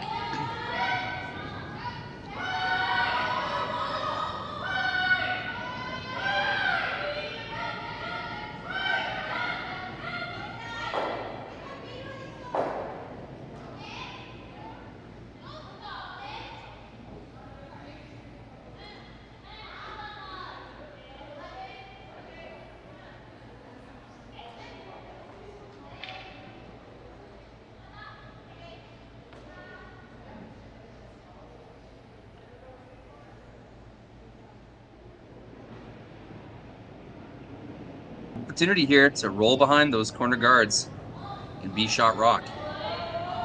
Yeah, really, Team Grandy really needs to make this. This is a big opportunity. Tons of room to roll in.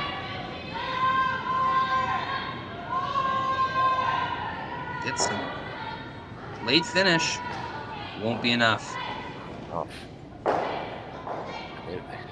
They must just be feeling kind of snake bit. It doesn't seem like they're throwing the rock poorly, just a succession of shots even from last end. They're just not getting the results. Under curls, rollouts.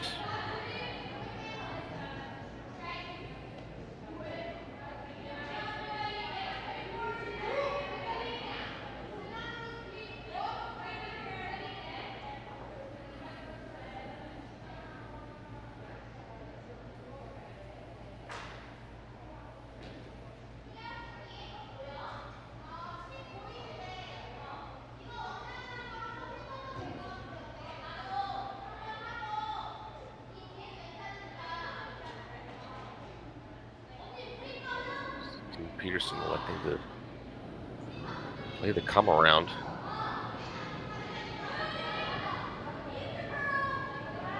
Pretty important that this does not go behind the tee line.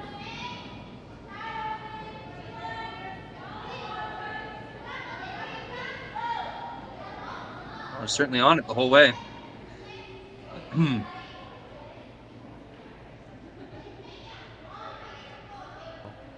Little short, but that's honestly okay.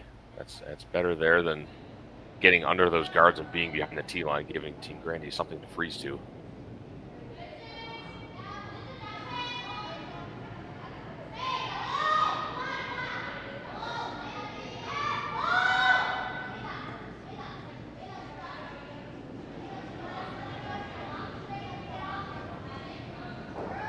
For the double.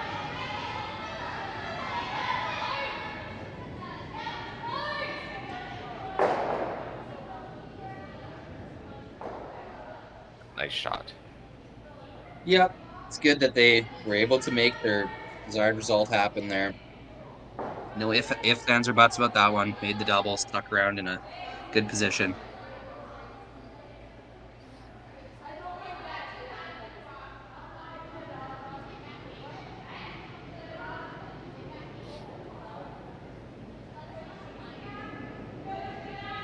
Team Peterson feeling pretty comfortable right now. Of course, there's always the danger of Grandy manufacturing a multi-score end here, but up 2 points without hammering the 7th end.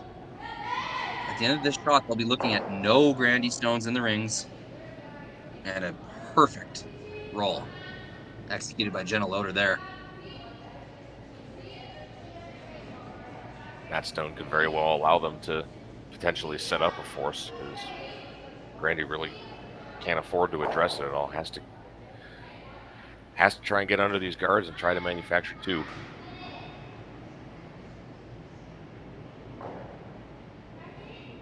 Lots of room to do so. I thought we might see Peterson try to hit and stick. Team Peterson, I should say, try to hit and stick on that stone, just kind of occupy that top 12 area.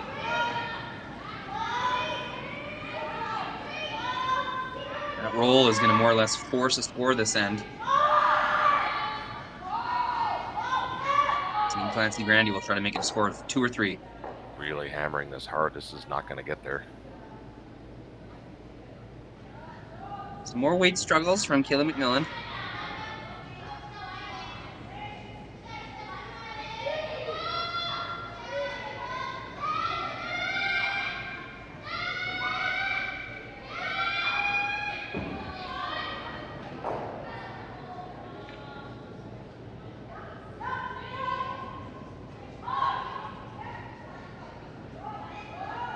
Now Robin Silvernagel on her first, an opportunity to put some serious pressure on Team Grandy.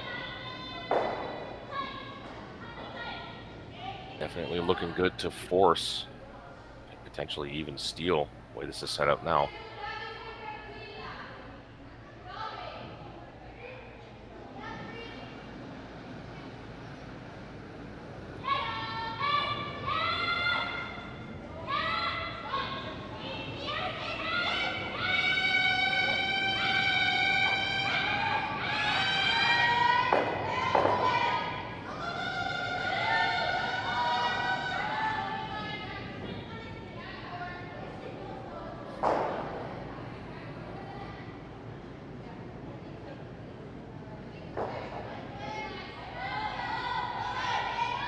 Got a little bit extra on it.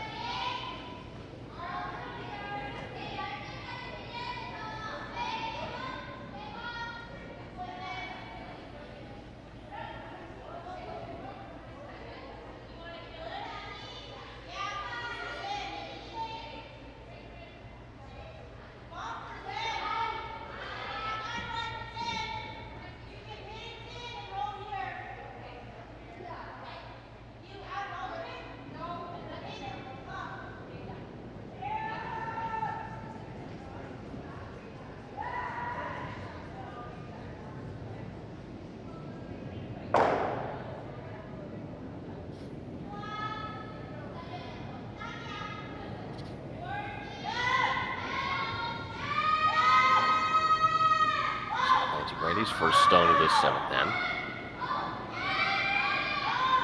Looking for very, very small tap. Tap is just enough to sit shot.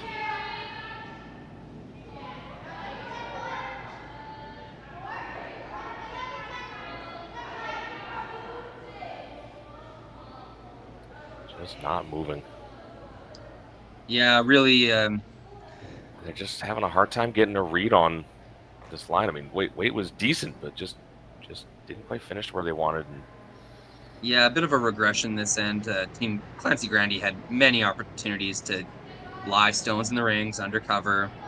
Quite a few opportunities to make that happen. That's not a missed shot, but it's definitely not the make they were looking for. Although, Robin's looking at guarding, so it may have done the trick, may have convinced Team Peterson to not hit it, which is, of course, the goal for Team Grandy. The good thing for Robin Silvernagel and Team Peterson, they're not going to give up more than 2 this end, no matter what. yeah, so regardless really of the outcome, it's going to be advantage Peterson in the last end. Mm-hmm. Just to quickly update the rest of the quarterfinal games, Penny Barker has forced Silvana Tiernzoni to 1 point in the 7th end. Penny Barker will be down 2 with hammer in the 8th end. Sayaka Yoshimura, big score of 3 in the 6th end. That'll put them up 3-2 over Winnipeg's Abby Ackland. Abby Ackland has hammer in the 7th end. And Stefania Constantini scores 2 in the 6th end to go up 3-2 over Yunji Gim. Gim will have hammer in the 7th.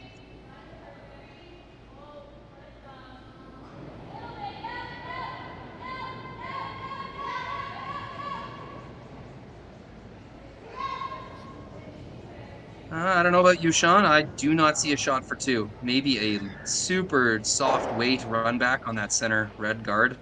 The only other shot for 2, I think, would be a slash on one of those corners. Yeah. Which is certainly no picnic.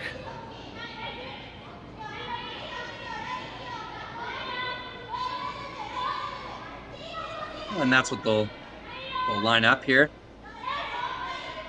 This might be the run back they finally make perfectly. They've been just on the wrong side of that half inch so many times this game.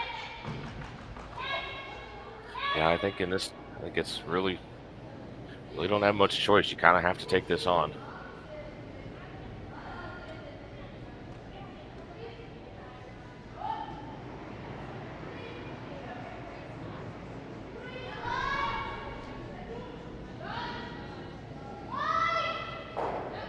Naturally, of course, there is the danger of hitting this just a hair thin and picking your own out, but a steal of any sort here puts the game a long ways out of reach, so worth the risk.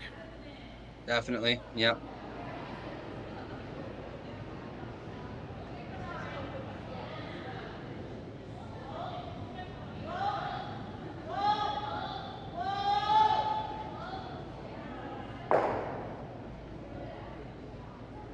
Very close once again. Never had the sweepers on it. They knew they were outside. No, most of the whole way. Just waiting on it, never gets there. So another steal of a single point. Team Peterson now with a 5-2 lead in the 8th end, and Grandy gonna have to pull out all the stops to try and manufacture 3 and tie. We'll see how that progresses right after this. Imagine being able to stream every curling game from every sheet from any event, be it your Wednesday league game, bonspiel, or corporate event. Curling Stadium offers an all-inclusive streaming solution featuring high-quality cameras, ease of use, great reliability, and minimal installation. Offering your sponsors customizable ad space on your streamed curling games and being able to sell video packages to your corporate events for increased revenue. With Curling Stadium, you can stream to any device, be it your mobile phone, tablet, or computer. Push the feed to your desired platform, be it Facebook, YouTube, or any other social media. Curling Stadium is simply the way forward. Where it's commonplace in other sports to televise every game, we want to do the same. Curling is a global sport, and it's time it gets the coverage it needs. Make your curling club the next Curling Stadium. We just got our shipment of logos here in. Our our next event, which is going to be the mixed doubles. As you can see, there's a few of them. There's roughly 20 logos per sheet to be put in for the mixed doubles, along with a couple extra little dots. But all our logos come from Jet Ice. They are the best logos to put in. We use them around the world, and they're very easy to install. As you can tell, this is the center ice logo that's going to be going in for the world. This is about a 4-footer by 10. It's going to look like $1 million. Their colors on their logos are always nice and vibrant. And like I said before, very easy to put in.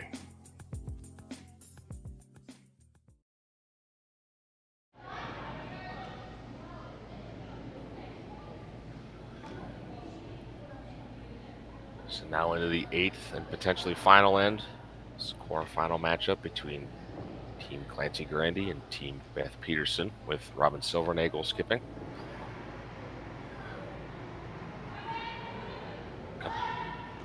Team Grandy just been a little off these last couple ends, giving up steals in 6 and 7. Now having a 3-point deficit to try and make up in the space of a single end to try and force a tie.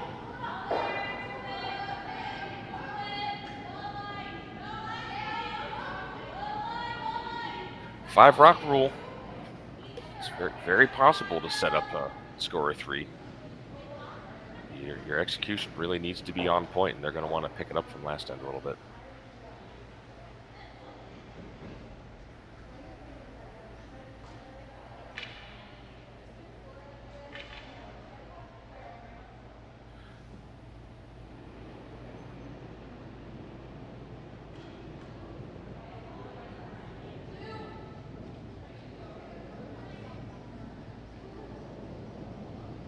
Double corners, one on either side, knowing that Team Peterson will start peeling rather immediately as soon as they're able to.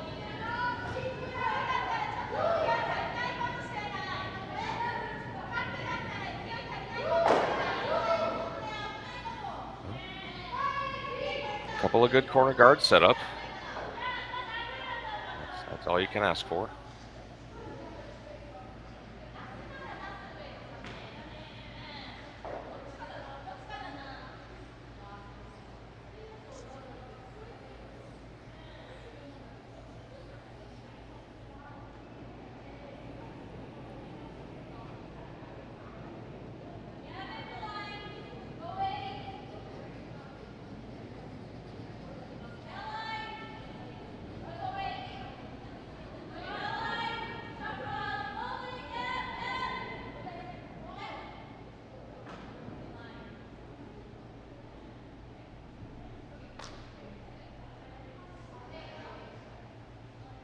One trickling into the rings. It's gonna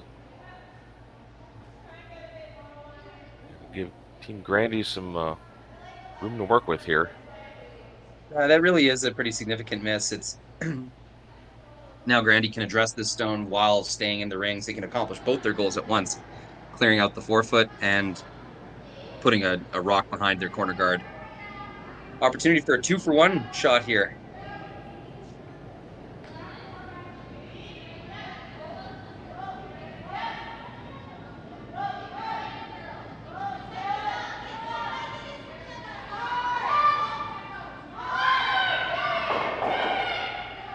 Not quite getting the curl. Still does some good work to the stones in the 4-foot.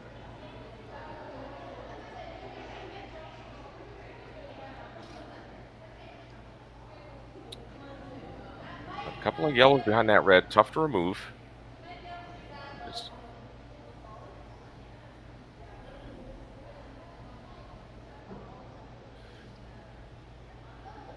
Peterson gonna start going to work clearing these guards.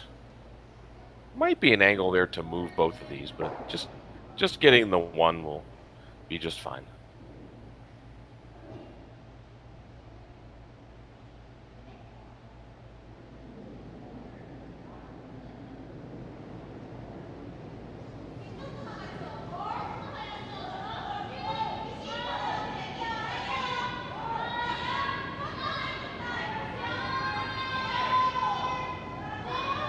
Really drifted on that slide. You could see coming out of the hack.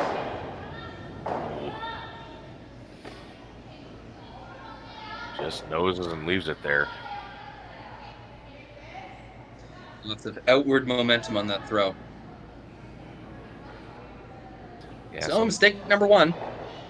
Team Grandy was going to need at least one mistake to make this situation happen, but it also means that they're going to have to be pretty near perfect the rest of the end. Yeah, sometimes on a shot like that, if you kick out of the hack and don't quite kick out straight, or you don't get your slider foot right centered underneath you, sometimes you can end up just sliding a little bit offline, and the rock goes a little bit offline, and that's all it takes. Yeah.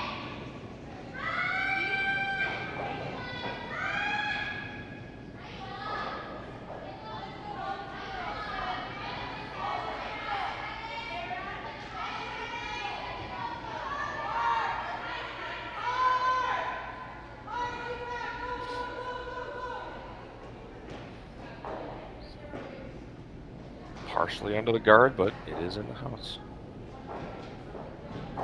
It's good enough to force this peel shot anyway. We do have our first final from the quarterfinal matchups here. Silvana Tiranzoni defeats Penny Barker. So the winner of this match will take on Silvana Tiranzoni in the semifinals.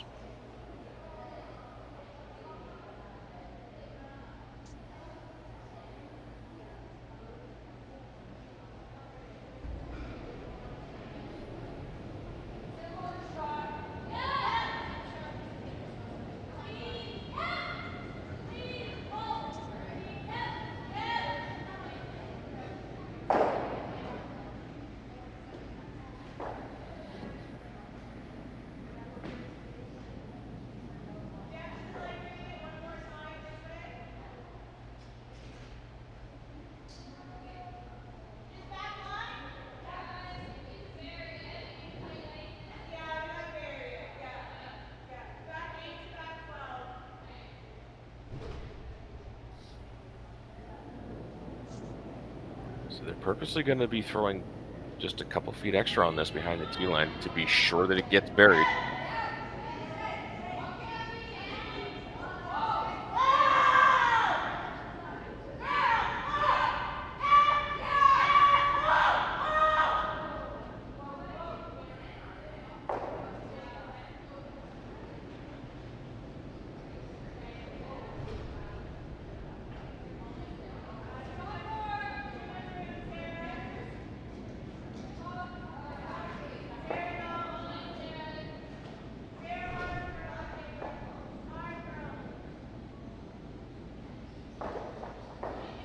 Got to go to get this under the guard at all.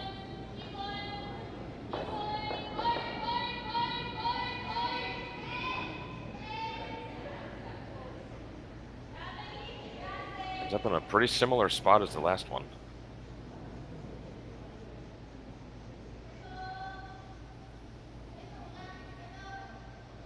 Is this a broom to chase that stone in the back of the rings? I believe it is. That's what they did last time. Late enough in the end where Team Peterson can visualize, as long as they remove. You can't breeze at few all. red stones. Just get enough. Oof. A little nervous there. But now ISD Team Grandy has to start addressing those yellows. They do have to move those if they want to ever try to score 3. Still a pretty lots of potential here for Team Grandy. I mean, just bumping those yellows back, there's going to be a lot of jam angles, and if they could ever just get to nose on this one, that's going to be a really good spot. It'll be tough to remove either one.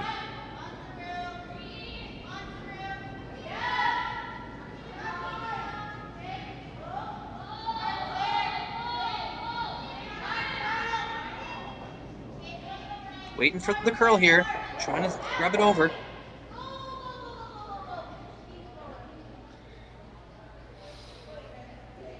Pretty far back they tapped that yellow stone. Might have left a double opportunity here. They definitely did.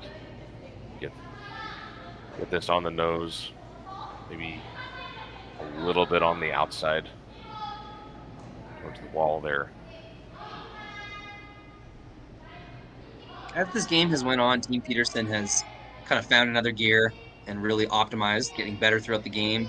Team Grandy dealing with a lot of kind of disappointment earlier in the game where some runbacks and some shots just didn't quite go as good as they could have, even though, like you had mentioned a few times, they were throwing the rock quite well.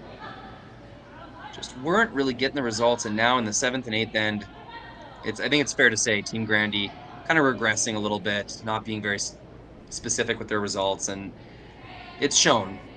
Team Peterson stealing 2 ends in a row, now with an opportunity to potentially put this game to bed. Yeah, definitely been a little bit of frustration at times with Team Grandy because they've just been so close, just not getting the results.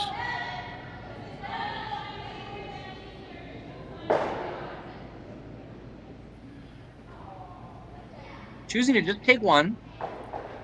Robin Silvernagel knows if she removes one more redstone, the game will be over.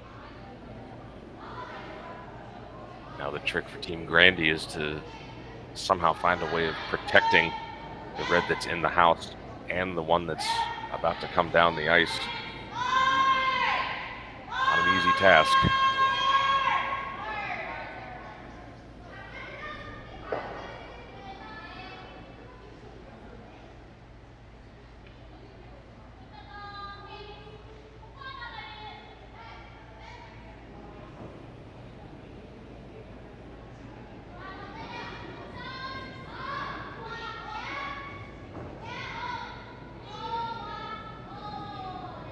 Their existing rock, not so easy to hit.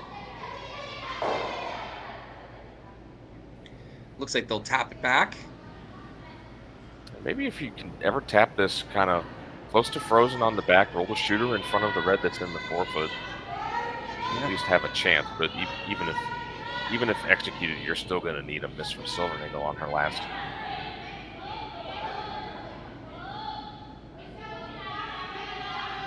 Maybe going for a nose tap here. Trying to go chip. Just barely. Needs to stay in the rings. Another miss by less than an inch from Clancy Grandy. That's going to be a tough drive home or night reviewing the game, knowing that you threw quite a few rocks. Good enough to make the shot, but just never quite working out. Yeah, going to be a lot for the team to unpack after that one. So Peterson with Robin Silvernagel knocks Clancy Grandy out, and they're going to be taking on Peterson will be taking on Savannah Tiranzoni in the semifinals. Roy McCusker, good to have you. Yeah, it's a fun game. Thanks for working the game, and Sean Murray in Curling Stadium. We'll sign off, and we'll see you for the semifinals. Thanks for watching.